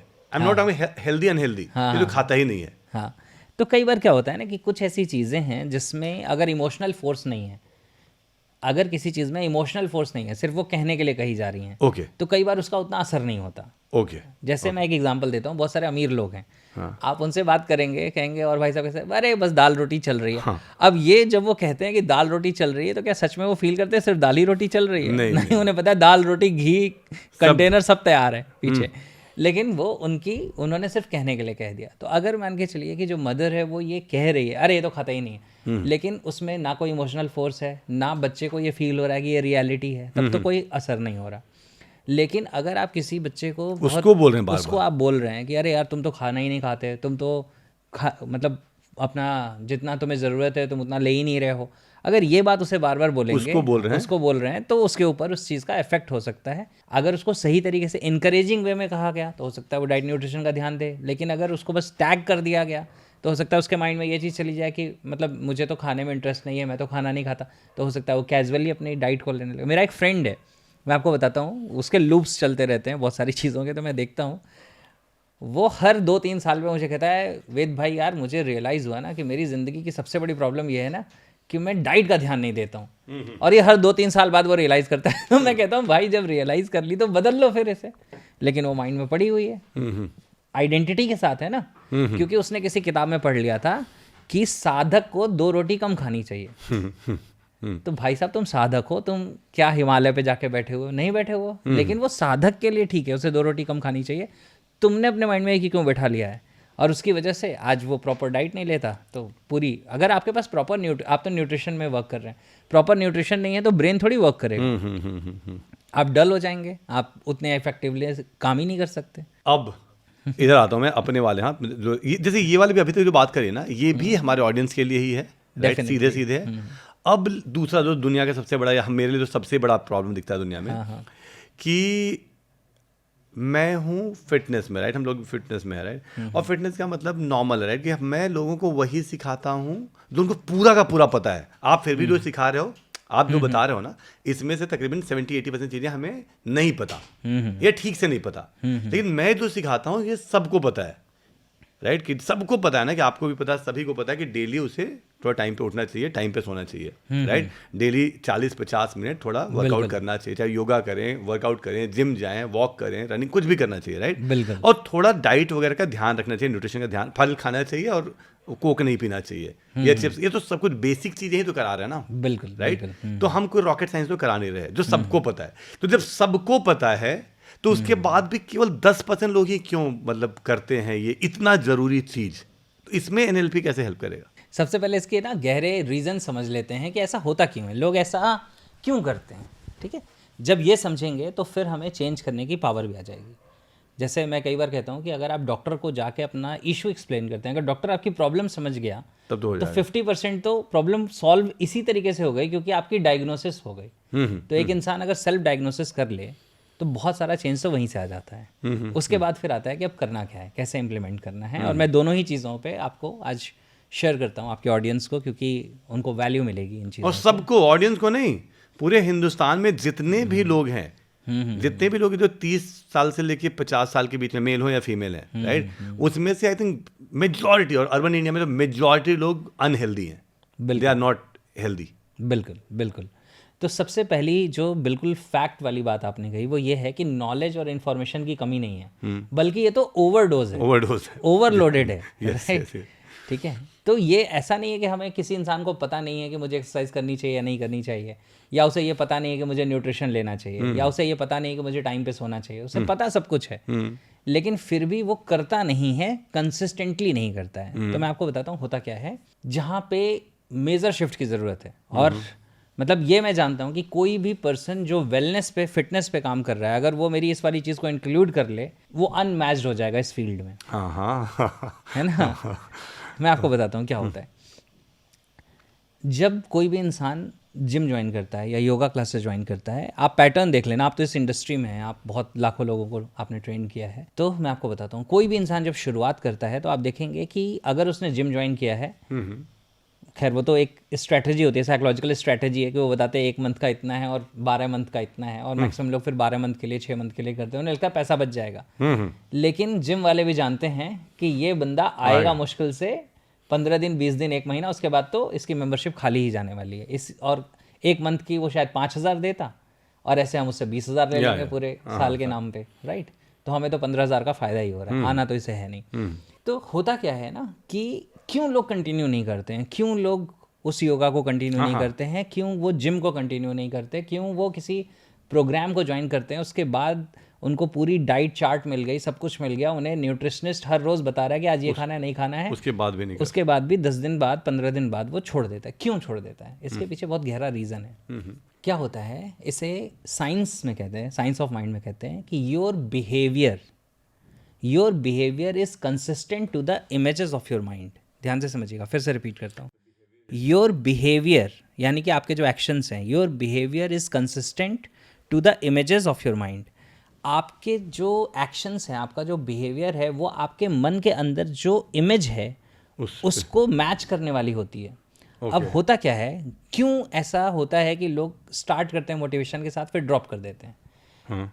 होता ये है कि जब वो स्टार्ट करते हैं तो उनको मोटिवेशन है, उन्होंने किसी को देखा, उन्होंने कुछ सुना और उनको लगा कि हाँ यार ठीक है, हमें भी करना चाहिए, या डॉक्टर ने कह दिया कि यार तुम्हें हार्ट की प्रॉब्लम शुरू हो रही है, अब तो कार्डियो करना शुरू कर दो, नहीं तो प्रॉब्लम बढ़ जाएगी। अब उनको वो मोटिवेशन है, चाहे वो पेन है या किसी भी तरीके से। अब जब वो शुरू करते हैं तो शुरू करने के बाद क्या होता है, उनके माइंड में उनकी जो खुद की इमेज है, ध्यान से समझना आप इस बात को। जैसे एक इंसान है, सपोज करो वो 20 kg ओवरवेट है, 20 kg वो ओवरवेट है। अब उसके खुद के माइंड में जो अपनी इमेज है वो क्या है, 20 kg ओवरवेट वाले पर्सन की है। ध्यान से समझिएगा, साइंस बता रहा हूँ आपको। एक इंसान है जिसका वेट सपोज करो कि 70 होना चाहिए, 90 है, 20 kg वो ओवरवेट है, उसके खुद के माइंड में जो उसकी इमेज है वो 90 kg वाले पर्सन की है। अब जब वो जिम जा रहा है और वो एक्सरसाइज कर रहा है और उसकी जो भी चीज़ें हैं वो बदल रही हैं, जब वो डाइट चेंज कर रहा है और उसका फैट कुछ रिड्यूस हो रहा है, तो अब जो नई इमेज बन रही है, क्या वो इमेज ये जो 90 kg वाली इमेज है उससे मैच कर रही है या अलग हो रही है, बदल रही है? बदल रही है। लेकिन उसके माइंड में जो परमानेंट इमेज बनी हुई है वो कौन सी है? वो 90 kg वाली। तो कहेगा कि ये 90 kg वाली इमेज के अकॉर्डिंग ये जो बिहेवियर मैं नए कर रहा हूँ ये तो इससे मैच ही नहीं कर रहा। ओके, सबकॉन्शियस में चल रही है। सबकॉन्शियस में जो 90 kg वाली इमेज है, उस 90 kg वाली इमेज के साथ ये एक्सरसाइज करना, ये डाइट का ध्यान रखना, ये न्यूट्रिशन करना तो मैच नहीं कर रहा। तो मोटिवेशन से इसने 5-10 दिन किया, लेकिन सबकॉन्शियस कह रहा है कि अरे ये करोगे तो ये इमेज डिस्टर्ब हो जाएगी भाई। क्या कर रहे हो तुम, ये क्या कर रहे हो, इसका क्या होगा? क्योंकि मैंने अभी थोड़ी देर पहले बताया था, your identity is your biggest position. तो आइडेंटिटी चेंज हुई नहीं और बिहेवियर आप बदल रहे हो, तो माइंड कह रहा है ये तो मिसमैच है। तो वो कुछ समय बाद क्या करता है, धीरे धीरे आपके बिहेवियर का मोटिवेशन डाउन कर देता है, क्योंकि ये उसके लिए बिहेवियर से ज़्यादा इंपॉर्टेंट है। परफेक्ट। तो मैं जो कह रहा था कि तो जो आइडेंटिटी को बनाया 70 kg वाला, अगर हाँ, तो वही मैंने कहा ना कि जो इंसान अपनी फिटनेस ट्रेनिंग में मेरे इस कॉन्सेप्ट को इंक्लूड कर लेगा, नहीं नहीं, तो अब वो क्या करेगा कि हाँ वही बता रहा हूँ कि वो अगर ये कॉन्सेप्ट इंक्लूड कर ले कि वो लोगों को जिनको भी ट्रेन करना शुरू कर रहा है उनकी वो सेल्फ इमेज माइंड में विजुअलाइजेशन में डेवलप करवाना शुरू कर दे डे 1 से। जैसा तुम अपने आप को देखना चाहते हो इसकी ट्रेनिंग हर रोज 10 से 15 मिनट हर रोज उसके सबकॉन्शियस की ट्रेनिंग होनी चाहिए, जिसमें वो विजुअलाइज कर रहा है अपने आप को, वो जो 70 kg बड़ा चाहता है। फायदा भी है, मुझे बताओ क्यों फायदा है कि एआई की मदद से आप अपना 15 किलो कम वाला वो भी बना सकते हो, एक इमेज भी बना सकते हो। हाँ बिल्कुल, राइट, एक वो आपके लिए ट्रिगर हो सकता है, लेकिन मैं आपको फिर भी इसमें भी एक फाइन ट्यूनिंग दे देता हूँ, शायद देखे, फिर भी एक फाइन ट्यूनिंग देता हूँ। अभी भी जो इमेज है एआई से बनी हुई वो एक्सटर्नल वर्ल्ड में है, ओके, आपको इंटरनल में बनानी है, क्योंकि आपका जो बिहेवियर है वो एक्सटर्नल वर्ल्ड की इमेज के साथ कंसिस्टेंट नहीं होता, इंटरनल वर्ल्ड की इमेज के साथ कंसिस्टेंट होगा। तो आपको अपने माइंड में अपनी खुद की इमेज, वो आपके लिए रेफरेंस हो सकता है कि एआई आपको दिखा देगा भाई तुम ऐसे दिखोगे, तो उस इमेज को आप अपने माइंड में विजुअलाइज करिए, लेकिन विजुअलाइज आपको खुद करना पड़ेगा। हाँ वही विजुअलाइज खुद, हाँ मतलब सिर्फ बाहर नहीं देखने से काम चलेगा, अंदर देखना पड़ेगा। वो जो 70 kg वाला है, हाँ, उसको वो डे 1 से ही अगर देखना स्टार्ट कर दिया, विजुअलाइज करना स्टार्ट कर दिया, बिल्कुल। तो अब क्या कहेगा, अब जब आप एक्सरसाइज कर रहे हो तो माइंड कहेगा yes you are on the right track, इस इमेज को मैनिफेस्ट करने के लिए यही तो पैटर्न चाहिए। जब आप न्यूट्रिशन का ध्यान देंगे तो माइंड कहेगा यस यही तो चाहिए। तो अब आप कंसिस्टेंट रहोगे because now you are getting closer to the image जो आपके माइंड में ऑलरेडी है, जाने अनजाने फिर जाने से, अनजाने, क्योंकि because you are visualising it every day. हाँ, और वो आपने बोला कि सबसे बड़ी, मेरे लिए सबसे बड़ी, आपके लिए सबसे बड़ी चीज आइडेंटिटी, वही है, आइडेंटिटी, राइट? हाँ बिल्कुल बिल्कुल, योर ओन सेल्फ। तो जो आपकी सेल्फ इमेज बनी हुई है, जो आपके माइंड में सेल्फ इमेज आपकी बनी हुई है, आपको सेल्फ इमेज को चेंज करना है। जो पहले की बनी हुई भाई 90 kg वाली बनी है, उस वो मुझे चाहिए नहीं, और मुझे क्या करना पड़ेगा, फिट वाला वर्जन मैंने अपने माइंड में बनाया, हर रोज उसको रिक्रिएट किया। अब उसके बाद, और मैं आपको बताता हूँ ये कितनी कमाल की चीज़ है, मैंने आपको बताया your behaviour is consistent to the images of your mind. अब आप मुझे एक बात बताइए, एक इंसान है जिसने अपने माइंड में अपनी 70 kg की इमेज बनाई हुई है, अब क्या उसका फास्ट फूड खाने का मन करेगा? नहीं। अब उसे अपने आप को रोकना नहीं पड़ेगा कि नहीं नहीं मुझे फास्ट फूड नहीं खाना है, कॉन्शियसली नहीं करना पड़ेगा, अनकॉन्शियसली, क्योंकि माइंड क्या कहेगा कि यार ये जो चीज़ है ये इससे मैच नहीं करती। अब वो लेजी होकर सो नहीं सकता, क्योंकि माइंड क्या कहेगा, ये वाली इमेज के लिए तुम्हें उठ के जाना है, तुम्हें वॉक करना है, तुम्हें जॉगिंग करनी है। तो इनिशियली अगर जैसे मान लो जब से वो स्टार्ट करता है तब से अगर एक आध महीने भी विजुअलाइज कर ले तो पैटर्न बनने लगे, मतलब उसका आइडेंटिटी चेंज होने लगे, शुरू में ही बनना शुरू हो जाएगा, मतलब 10 दिन में ही। हाँ, आप जैसे ही शुरू करेंगे, बस ये क्या है, जितना ज़्यादा विजुअलाइज करेंगे और साथ साथ उसको मैच्ड बाय एक्शन भी रखेंगे, हाँ। तो वो स्ट्रेंथन हो जाएगी, वो स्ट्रांग हो जाएगी। और जब स्ट्रांग हो जाएगी तो उसके बाद फिर आपका माइंड जब एक बार स्ट्रांगली उस इमेज को पकड़ लेगा ना, तो फिर उसको सच साबित करने में लग जाएगा। यानी कि फिर आपके इंटरेस्ट अपने आप चेंज हो जाएंगे, आपके टेस्ट अपने आप रीलिंक हो जाएंगे, रीवायरिंग हो जाएगी ब्रेन की। केवल उतने से मतलब मैं आपको अपना एग्जांपल, मैं बहुत ज़्यादा फिट नहीं हूँ लेकिन फिर मैं आपको बताता हूँ, मेरा वेट एक समय 83 kg हो गया था, अभी मेरा वेट 72 73 kg 73.5 kg के रेंज में रहता है। ठीक है। तो कोविड के पहले की बात है, तो मैंने उस पर्टिकुलर टाइम में जिम ज्वाइन किया, तो वो होता है ना वॉक करने वाला ऊपर नीचे, उसमें सामने मेरे पास ग्लास था, मतलब मिरर नहीं था, ग्लास था, लेकिन उसमें डल इमेज दिखाई देती थी, अपनी धुंधली इमेज दिखती है ना शीशे में। तो जब मैं उस पर करता था, तो मैं क्योंकि NLP जानता हूँ, तो मैंने अपने आप को विजुलाइज करना शुरू किया। मैंने अपने माइंड को कमांड दिया कि 72 kg ऑफ वेट, तो मैंने अपने माइंड में वो फिगर बनाई कि अगर मैं 72 kg ऑफ वेट का हूँगा तो मैं कैसा दिखूंगा, और वो इमेज को लेके और फिर मैं एक्सरसाइज करता था, चीज़ें करता था। उसके पहले जो थोड़ा बहुत चाइनीज़ ये वो मुझे ज़्यादा पसंद नहीं था, लेकिन फिर भी मैं खा लेता था। अब क्या है कि मुझे अगर कभी खाना होता है, कोई कहता है कि यार ये नूडल्स खा लो या ये मोमो खा लो, तो मुझे बहुत एफर्ट लगा के खाना पड़ता है कि अच्छा चलो यार 1-2 पीस खा लेता हूँ, क्योंकि माइंड में क्या चला गया, माइंड की एक रीप्रोग्रामिंग मैंने कर ली, हेल्दी इज़ टेस्टी, मुझे हेल्दी होना है तो हेल्दी इज़ टेस्टी, तो जो हेल्दी चीज़ें हैं मुझे वो खानी है। हेल्दी इज टेस्टी बोल दिया आपने। हाँ, अपने माइंड को बताया हेल्दी इज टेस्टी। तो ठीक उल्टा है, तो ठीक उल्टा है लोगों का ना। हाँ बिल्कुल, रियल में तो होता है ना हेल्दी इज नॉट टेस्टी। हाँ, लोग कहते हैं हेल्दी इज नॉट टेस्टी, लेकिन मैंने माइंड की रीप्रोग्रामिंग की, अपने आप को बार बार बताया healthy is tasty, healthy is tasty, और फिर मैंने अपने आप को विजुअलाइज करना शुरू किया उस पर्टिकुलर शेप में। मैंने अपने माइंड को कमांड दिया कि आई एम जस्ट लाइक, मतलब मेरी एनर्जी लेवल कैसी है, जैसी मेरी 26-27 की एज में थी, और मैंने वो सारी चीज़ें लिटरली रीगेन कर ली। आज मेरा एनर्जी लेवल वैसा है, सुबह से लेकर मैं रात तक काम करता हूँ, मुझे कभी भी कोई ऐसा थकान फटीग इशू नहीं होता। कभी कभी रात के 12-12 बजे तक मेरा सेशन चलता रहता है, क्योंकि आइडेंटिटी वैसी क्रिएट कर ली और माइंड ने फिर वो सारे बिहेवियर पैटर्न भी अडॉप्ट कर लिए, सिर्फ आइडेंटिटी से नहीं, उसके अकॉर्डिंग उसी तरह का न्यूट्रिशन, उसी तरह की जो हैबिट्स हैं, वो सारी चीज़ें वो एक्वायर होती चली गई। लेकिन पहला काम वो किया ना, पहला देखिए क्या है, एक मैं आपको बताता हूँ, ओलंपिक्स के कोच थे, तो वो अपने स्टूडेंट्स को जो पोल से जंप करते हैं ना, जो एक बार लगा होता है और वो लेके जाते हैं और फिर जंप करते हैं, तो वो नए स्टूडेंट्स को, बच्चों को, टीनेजर्स को सिखा रहे थे वो। तो जो स्टूडेंट्स थे उन्होंने कहा कि सर ये तो हमारे लिए बहुत एक चैलेंजिंग टास्क है कि ज़मीन से ये 8-10 फीट ऊपर हवा में हमें एक पोल की मदद से जाना है और वहाँ से जंप करना है और गद्दे पे गिरना है। तो मतलब 2-4 फीट, मतलब 1 फीट 2 फीट 3 फीट हम उछल जाते हैं, लेकिन 10 फीट 12 फीट ऊपर, हाँ, इतना कैसे उछलेंगे। तो उस कोच ने क्या गजब की बात कही, उन्होंने कहा just throw your mind beside that bar and your body will follow. यानी सिर्फ अपने मन से, मतलब अपने मन की इमेज में अपने आप को उस बार के उस पार फेंक दो, तुम्हारी बॉडी फॉलो कर लेगी। क्या कमाल का कॉन्सेप्ट। हाँ, समझ में आ गया कि अपने माइंड में आप अपनी उस इमेज को चेंज कर लो, आप वो हो जाएगा अपने आप। और उसके बाद आप जो आप करते थे और छोड़ दे, करना तो फिर भी पड़ेगा, बिना किए नहीं होगा। ये तो बेवकूफ़ी वाली बात है कि सिर्फ सोचने से हो जाएगा, नहीं होता। लेकिन सोचने, जो आप करना शुरू करते थे, कंसिस्टेंट नहीं रह पाते थे, वो क्यों नहीं रह पाते थे? ऐसा नहीं आप कंसिस्टेंट रहना नहीं चाहते थे, yes. भाई आप चाहते थे तभी तो आपने 5,000 की जगह 50,000 दे दिए। yes. लेकिन आप कंटिन्यू नहीं कर पाए क्योंकि आप साइंस ऑफ माइंड को नहीं जानते थे। आपको ये नहीं पता था कि मेरा माइंड मेरी आइडेंटिटी के साथ कंसिस्टेंट है, पुरानी आइडेंटिटी के साथ नया बिहेवियर ज़्यादा दिन नहीं चलेगा, तो मुझे अपनी आइडेंटिटी बदलनी पड़ेगी। तो आपने अपनी आइडेंटिटी स्विच की, अब नए बिहेवियर्स आप फॉलो करने लगेंगे और एक मैसिव शिफ्ट आ जाएगा। इसके लिए मैं बोलूँगा इसको भी 1 बार 2 बार, क्योंकि ये ना केवल मेरे और आपके लिए नहीं है, right, it is for everyone.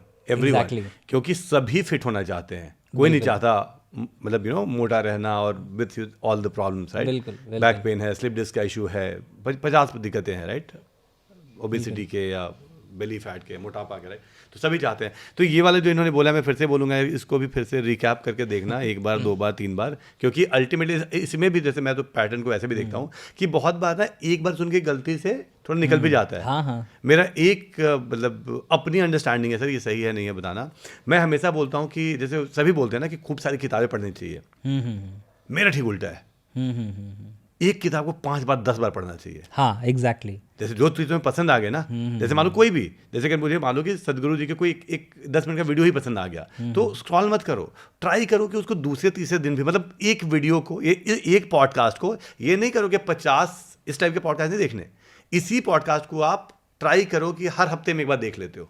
बिल्कुल, एग्जैक्टली। ये भी, इससे भी शायद काफ़ी क्लैरिटी मिलती है। रेपिटेशन जो होता है, अगर आप उसे ऐसे समझो ना कि न्यूरल पाथवे के वे में समझ लो, जब आप उसके न्यूरल पाथवे को रिपीट कर रहे हैं तो उसकी वायरिंग स्ट्रांग हो रही है। yes. यानी अब आपने जो लर्निंग्स ली हैं वो लर्निंग ज़्यादा गहरी हो रही है। और इसको इस तरीके से कहते हैं ना कि जैसे एंथनी रॉबिन्स जिसे कहते हैं कि repetition is the mother of skill.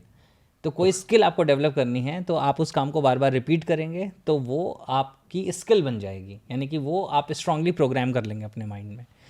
और एक चीज़ और वो कहते हैं बहुत अच्छी, वो कहते हैं जब मैं सेम बुक को 2 बार पढ़ता हूँ या दूसरी बार पढ़ता हूँ तो मुझे नई नॉलेज मिलती है।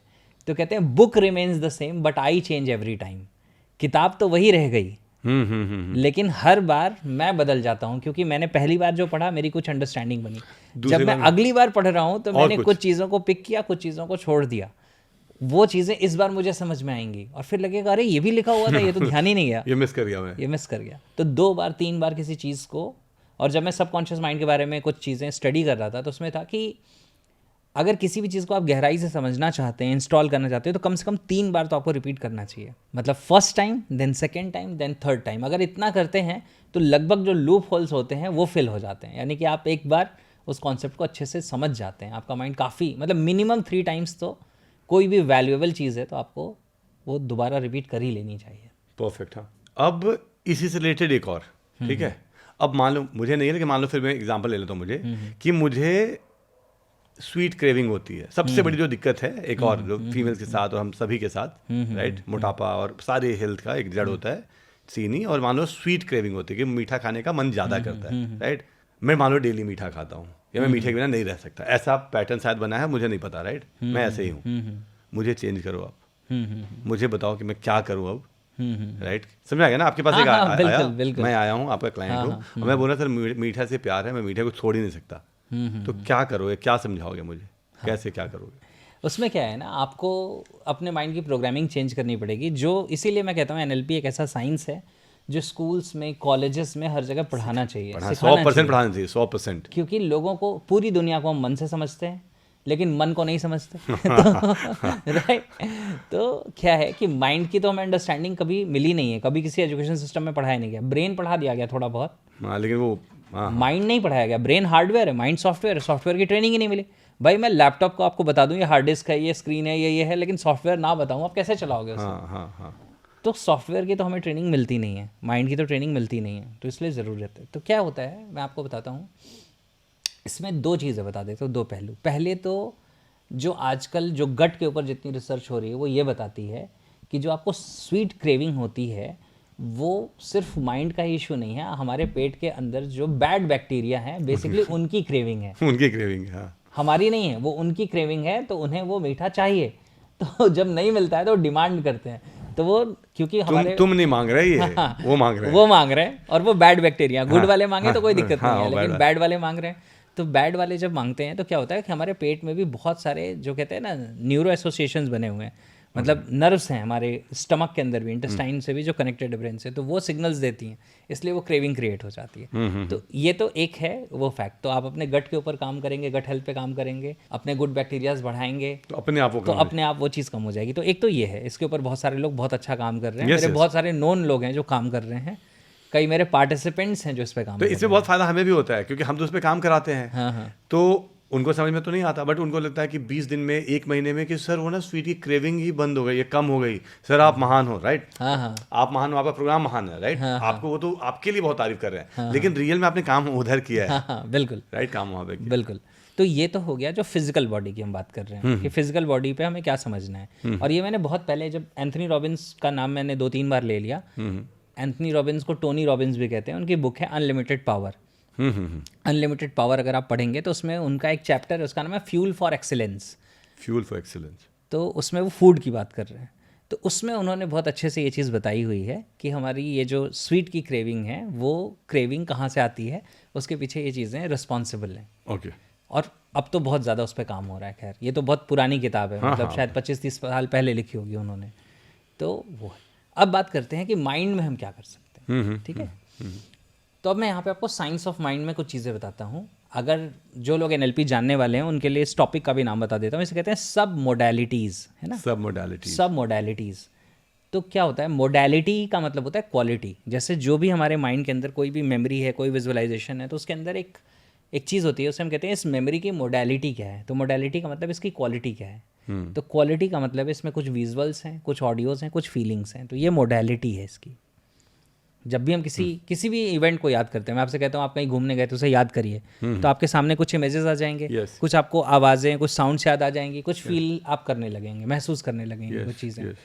तो क्या है कि ये उसकी मोडालिटी है। सब मोडालिटी होती है इसकी फर्दर डिटेलिंग, यानी विजुअल्स में किस तरह के कलर्स थे, वो कितना बड़ा व्यू है आपके माइंड में, या छोटा है, या नियर है, या फार है। ऐसे ही साउंड में बहुत सारी प्रॉपर्टी होती है, ऐसे फीलिंग में बहुत सारी प्रॉपर्टी होती है। तो क्या होता है, ज़्यादातर लोग इस चीज़ को नहीं जानते, मतलब मुझे लगता है शायद हार्डली 1% लोग जानते होंगे जो मैं बताने जा रहा हूँ, कि होता क्या है कि किसी भी चीज़ को लेके आपकी जो फीलिंग डेवलप है या क्रेविंग है, या जैसे किसी को मीठा बहुत पसंद है और किसी को मीठा बिल्कुल पसंद नहीं है। अब मुझे एक बात बताइए, मिठाई वही है, तो क्यों आपको पसंद, मुझे नहीं? हाँ, तो क्यों एक इंसान को पसंद आ रही है और एक को पसंद नहीं आ रही है? इसका मतलब उसका लेना देना मिठाई से नहीं है, उसका लेना देना टंग से नहीं है, उसका लेना देना हमारे माइंड की प्रोग्रामिंग से है।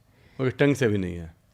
टंग से तो एक वो है, टेस्ट बड डेवलप हो गए, नहीं डेवलप हो गए, उतने की बात कहते हैं, लेकिन मेन जो है वो यहाँ से है। कोरोना टाइम में बहुत सारे लोगों का टेस्ट सेंस काम नहीं कर रहा था। उस समय बताइए उन्हें कोई अच्छी से अच्छी चीज़ें दे दीजिए खिलाने के लिए, मिठाई दे दीजिए, वो क्या कहेंगे, टेस्टलेस है, राइट? तो वो तो एक लेवल तक उसका रोल है, लेकिन मेन क्या है, प्रोग्रामिंग। जैसे किसी चीज़ की बात करते हैं ना कि एक इंसान को बर्गर बहुत पसंद है और एक कहता है यार बस मुझे बर्गर मत खिलाना, बाकी तो और कुछ भी चलेगा। तो क्या ऐसा है कि एक इंसान को वो बहुत पसंद है, दूसरे को नहीं पसंद है, बर्गर वही है? या एक दूसरे इंसान की बात छोड़िए, सेम इंसान की बात कर लेते हैं, क्योंकि आप बोलेंगे टेस्ट बड की बात है। मैं कहता हूँ कभी कभी ऐसा होता है ना, जैसे मैं आपको अपना एग्जांपल बताता हूँ। मेरे साथ एक इंसिडेंस हुआ कि मैं क्लास 7 से पहले दही नहीं खाता था। मतलब मुझे अगर किसी चीज़ में दही है, या जैसे चरणामृत भी दिया गया है ना, जो तो भी नहीं खाऊंगा। तो भी नहीं, क्योंकि मुझे क्या लगता था वो दही का टेस्ट बहुत अजीब सा लगता था। और मेरी लाइफ में एक सिचुएशन है, एक सिचुएशन से पूरा दही की प्रोग्रामिंग चेंज हो गई। सिचुएशन ये हुई कि मेरा एक फ्रेंड था और वो फाइनेंशियली उसके यहाँ की कंडीशन थोड़ी ज़्यादा लो वाली थी, है ना। अब जब मैं जिस स्कूल में पढ़ता था बनारस में, तो मतलब उस समय तो वो वाला टाइम था ना कि हम अपना मतलब दोस्तों के घर आते जाते थे पहले। अब तो बहुत ज़्यादा जो पेरेंट्स हैं बहुत कॉन्शियस हो गए हैं, लेकिन पहले कैसे होता था कि हाँ उसके घर जा रहा हूँ मम्मी, शाम को आऊँगा। हाँ हाँ, बिल्कुल बिल्कुल ऐसे होता था, है ना। तो क्या हुआ कि एक आधा बार ऐसा हुआ कि उसको मैंने अपने घर बुलाया, एक बार उसने मुझे अपने घर बुलाया। तो स्कूल बस से मैं उसके घर के पास गया। अब उसके घर गया तो उसका घर जो था एक रूम का घर था उसका। उस एक रूम के घर में क्या था, वो एक रूम था, उसी रूम में बाहर की तरफ उनकी एक इलेक्ट्रिकल आइटम्स की शॉप थी। ये मैं क्लास 7th की बात बता रहा हूँ, जब मैं 7th में था, बहुत पुरानी बात हो गई। तो क्या है कि इलेक्ट्रिकल आइटम्स की शॉप थी और उसके पापा मम्मी वो शॉप देखते थे। मतलब मम्मी खाना भी देखती थी, थोड़ा बहुत उसमें सपोर्ट करती थी, पापा वो देखते थे और वो वहाँ पे सिचुएशन थी। अब मैं गया हूँ तो जनरली पेरेंट्स को क्या होता है, भाई बच्चा आया, बच्चे का दोस्त आया तो उसको कुछ खिलाना है, खाना खिलाना है, दोपहर के टाइम आया है। तो उसकी मम्मी ने पूड़ियाँ बनाई, ठीक है, और उसके बाद उसको बोला कि जाओ दही लेके आओ, तो दही पूड़ी खा लेना तुम लोग। अब हुआ क्या कि अब मैं ये कैसे कहूँ वहाँ पे कि मैं दही नहीं खाता, क्योंकि मुझे वहाँ का पूरा सिनेरियो दिख रहा है। हाँ। और अगर अब मैं यहाँ पे किसी भी और चीज़ की डिमांड करूँ या मैं मना कर दूँ तो उनको बुरा लगेगा, उनको ख़राब लगेगा। तो मैंने, अब मुझे उस समय उस क्लास 7th में था, क्या NLP आती है या कुछ आता है, कुछ नहीं आता। तो लेकिन मैंने अपने आप को मन से कहा कि नहीं यार, इतने मन से वो खिला रही हैं, वो पूड़ियाँ बना रही हैं, मुझे मन से खाना है। उस दिन वो दही मेरे सामने आई, मैंने ज़िंदगी में पहली बार दही टेस्ट लेके खाया और उस दिन से मेरा टेस्ट ऐसा बदल गया कि अब मुझे दही अच्छी लगती है। राइट, इतना अंतर है, इतना तो से मेरे टेस्ट बड्स तब भी वही थे, आज भी वही हैं। क्या बदल गया उस एक मोमेंट में, क्या बदल गया उस एक मोमेंट में? ये बदल गया कि यहाँ की प्रोग्रामिंग बदल गई। समझ आ रही है आपको चीज़ें? तो क्या है कि यही कॉन्सेप्ट को हम समझ सकते हैं किसी चीज़ के लिए। अगर क्रेविंग है, किसी चीज़ की क्रेविंग नहीं है, जैसे मीठे की क्रेविंग है, तो मीठे की एक परसेप्शन, एक प्रोग्रामिंग आपके दिमाग में है। जब आप मीठे के बारे में सोचते हैं तो आपको एक विजुअलाइजेशन आती है आपके सामने। जैसे जिसको मीठा बहुत पसंद है, मैं एक एग्जांपल लेता हूँ, तो अभी मीठा बहुत पसंद है, आप उससे पूछेंगे अच्छा किसी डिश के बारे में सोचो, सपोज करो उसको रसगुल्ला, रसमलाई कुछ बहुत पसंद है, तो उसकी आंखों के सामने एकदम ब्राइट, क्लियर, कलरफुल इमेज आ जाएगी, है ना। उसको वैसा ही टेस्ट आ जाएगा, उसको वैसी ही फीलिंग डेवलप हो जाएगी। आ गया ना, पूरा विजुलाइज हो गया। लेकिन अभी मज़ेदार चीज़ आपको बताता हूँ, अभी आपकी टेम्पटेशन अगर 1 से 10 के लेवल पे मीठा खाने की बोलूँ तो कहाँ होगी? 9 के आसपास। आप अभी देखना मैजिक क्या होता है, ठीक है, करा सकता हूँ ना आपको टेक्निक? हाँ बिल्कुल कराओ, ठीक है। हाँ, आप चाहें तो आंखें बंद कर लिए, क्लोज योर आइज, ठीक है ना। अब क्या करना है, ये जो रसगुल्ले की या जिसकी भी पिक्चर आपको दिख रही थी, make it black and white, colourful की जगह आप इसे ब्लैक एंड वाइट कर दो, ठीक है। जो इसकी लोकेशन थी आपके मेंटल स्क्रीन पे पास रही होगी, आपको सामने ही दिखाई दे रहा होगा, है ना। Now mentally push it away, मानो कि आपसे कुछ 8-10 फीट दूर है, और इसकी जो साइज है, जो इमेज की साइज है, उस साइज को छोटा कर दो and change its temperature. Right, अभी भी ये रसगुल्ला ही है, सारी चीज़ें हैं, बस इसमें कलर नहीं है, ये दूर है और आपने इसका टेम्परेचर चेंज कर दिया है।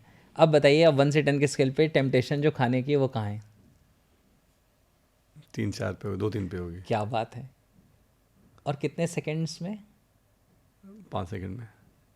इस तरह से हम अपने माइंड की प्रोग्रामिंग को चेंज कर सकते हैं, क्योंकि तो जब भी आएगा उस दिमाग में तो वो अलग करें।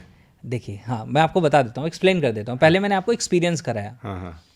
क्योंकि जो मैं कह रहा हूँ, जैसे बार बार मैं कहता हूँ, दिस इज़ प्योर साइंस, हमें ये सिखाया नहीं गया, इसलिए हम जानते नहीं हैं।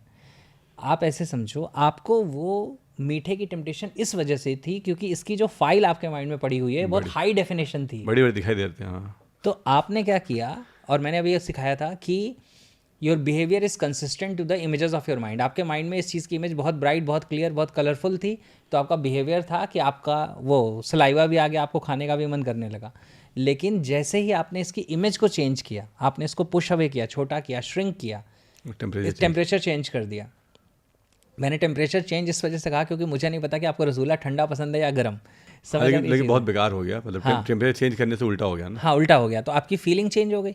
तो जैसे ही आपने उसकी फाइल चेंज की, आपने उस फाइल की जो सब मॉडलिटी जिसे मैं कह रहा हूँ, जैसे आपने ये चेंज किया, आपके माइंड ने उसमें जो होने वाला टेम्पटेशन था उसको लूज़ कर दिया, ड्रॉप कर दिया। तो जो भी इंसान ये कहता है कि मैं तो मीठे के बिना नहीं रह सकता, अगर वो उन चीज़ों की इमेजेस बनाए, उनको छोटा करे, ब्लैक एंड वाइट करे, दूर करे, डल करे, तो 2, 4, 5, 10 बार वो ऐसा कर ले कॉन्शियसली, जब भी मन कर रहा है उसका टेम्पटेशन डाउन होने जाएगा और धीरे धीरे माइंड उसका उस चीज़ से एक डिसकनेक्शन क्रिएट कर लेगा कि अब उसे उतना मन नहीं करता खाने का। और ये प्रोग्रामिंग है माइंड की पूरी की पूरी। आपने इसकी प्रोग्रामिंग को चेंज कर लिया, and this is pure science. Yes.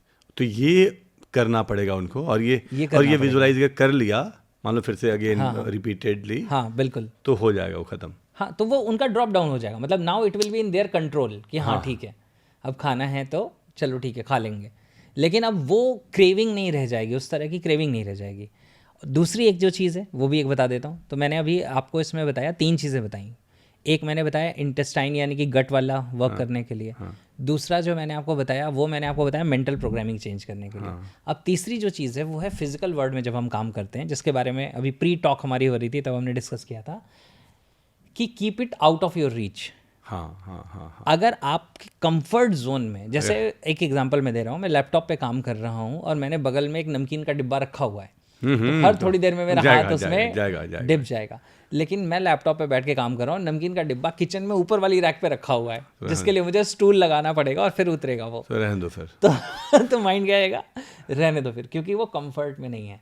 तो जो चीज़ें मतलब आपको ऐसा है कि आपको नुकसान कर रही हैं, keep them out of your reach. उसको बहुत रीच में मत है, मतलब ऐसा नहीं है कि पूरा ही ख़त्म कर दीजिए, क्योंकि फिर आपका टेम्पटेशन बहुत ज़्यादा होगा तो आप मार्केट से पूरा बंडल लेके आ जाएंगे, नहीं।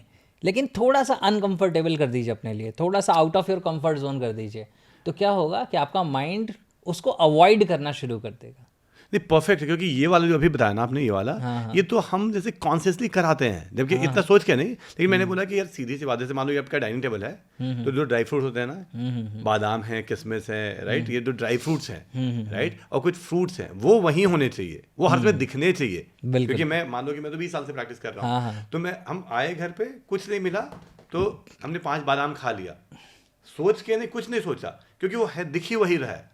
अगर गलती से वहाँ पे अगर बिस्किट या फिर नमकीन, तो आपने बोला ना, वो दिख जाए, तो भले मैं इतने टाइम से काम कर रहा हूँ, लेकिन ध्यान उसमें ही आ जाएगा, चल जाएगा। और मैं तो बोलता भी हूँ कि मतलब मान लो मैं अक्षय कुमार बाबा रामदेव नहीं हूँ, मेरे पास अगर रहेगा बार बार तो शायद मैं खा लूंगा। तो जो आपने बताया थोड़ा सा उसको पुश कर दो, थोड़ा इधर उधर कर दो, बिल्कुल बिल्कुल, तो वो फायदा हो जाएगा। अभी मैं किसी से बात कर रहा था, एक पर्सन से, तो उसको अपनी स्मोकिंग पे काम करना था, तो मैंने बोला मैं तो हेल्प कर ही दूंगा, तुम्हें कोई दिक्कत नहीं है। तो मैंने बोला आप क्या कर रहे हो? बोला मुझे एक सबसे ज़्यादा जिस चीज़ से बेनिफिट मिला वो मैं आपको बताता हूँ। मैंने कहा बताओ यार, मुझे तो ऐसी चीज़ें जाननी है। तो उसने बोला पहले मैं जाता था तो सिगरेट का पूरा डिब्बा खरीद के लेके आता था, और वो मेरे पास रैक में रखा रहता था, तो जब मुझे निकालना है मैंने निकाला, स्मोक कर लिया, अगर मैं घर पे भी हूँ तो। अब मैं क्या करता हूँ, सिगरेट वाले से सिर्फ एक ही सिगरेट खरीद के लेके, ये बहुत लोग करते हैं, यस बहुत लोग करते हैं। तो बोला डिब्बी तो अभी भी वही है, लेकिन उसमें सिर्फ एक सिगरेट मैंने रखी है, तो मुझे ये पता है कि ये वाली पी लूंगा, और अगर अगली पीने का मन करेगा तो फिर वहां तक जाना पड़ेगा। तो इसको अवॉइड करने से जो मैं दिन की 8-10 पी रहा था, वो अब 1-2 पे आ गई है।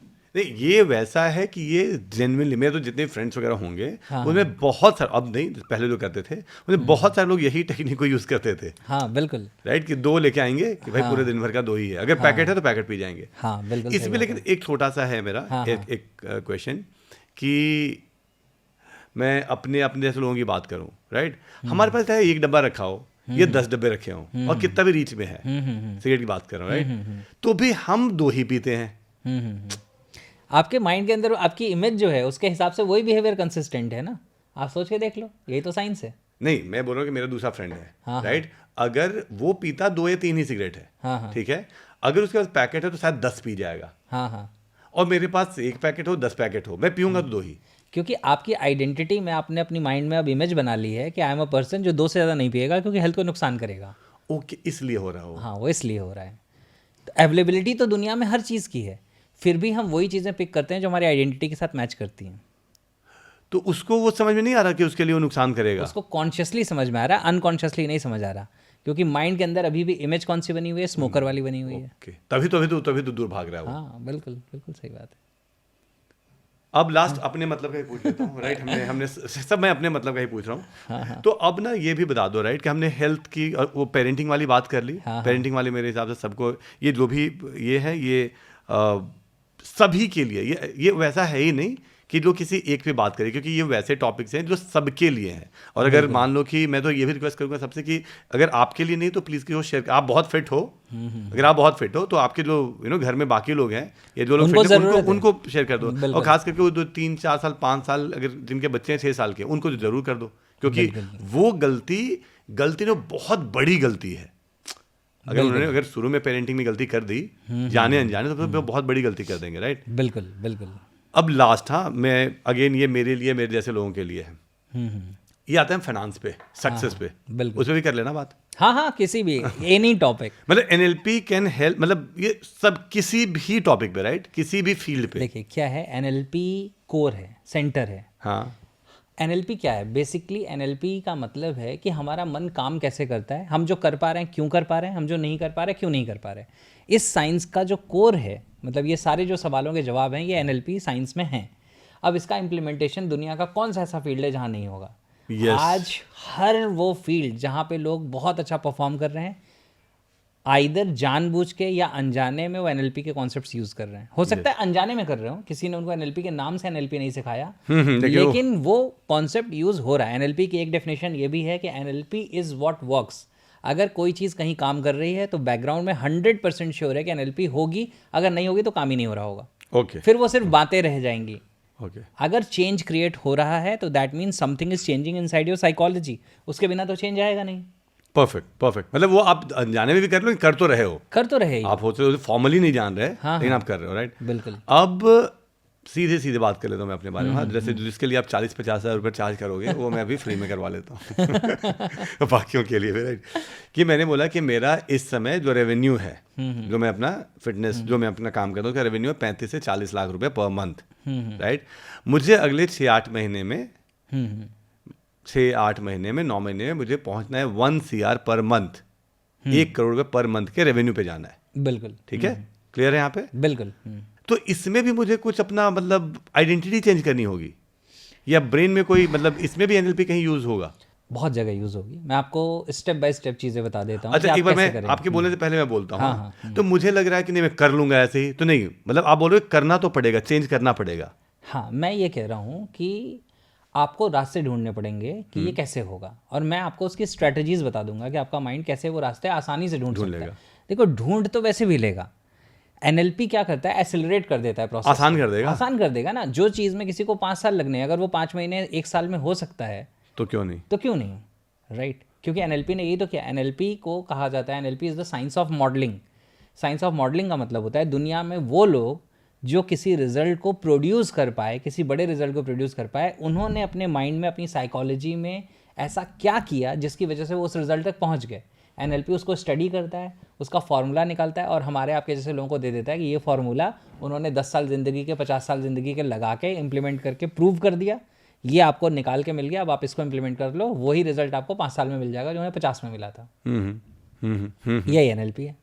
और इसीलिए सारे ये जो बड़ी बड़ी टीम्स होते हैं, इनके भी NLP कोच इसलिए होते हैं। डेफिनेटली होते हैं सारे। जबकि वो खेल तो क्रिकेट रहे हैं। बिल्कुल। उनके पास माइंड कोच क्यों होते हैं? जो NLP यूज करते हैं या हिप्नोसिस यूज करते हैं या कुछ और चीजें यूज करते हैं, वो क्यों करते हैं? इसीलिए करते हैं। मुझे बताओ अपना वाला। चलिए, तो मैं आपको बताता हूँ। देखिए क्या होता है इसमें कुछ चीज़ें समझते हैं। सबसे पहली जो चीज़ है वो ये है कि आपके पास एक पर्टिकुलर रिजल्ट है, एक आउटकम है। ऐसे हम NLP की लैंग्वेज में आउटकम कहते हैं। आउटकम का मतलब होता है एंड रिजल्ट। तो आपके पास एक एंड रिजल्ट है। आपके पास 2 चीज़ों की बहुत अच्छी क्लैरिटी है।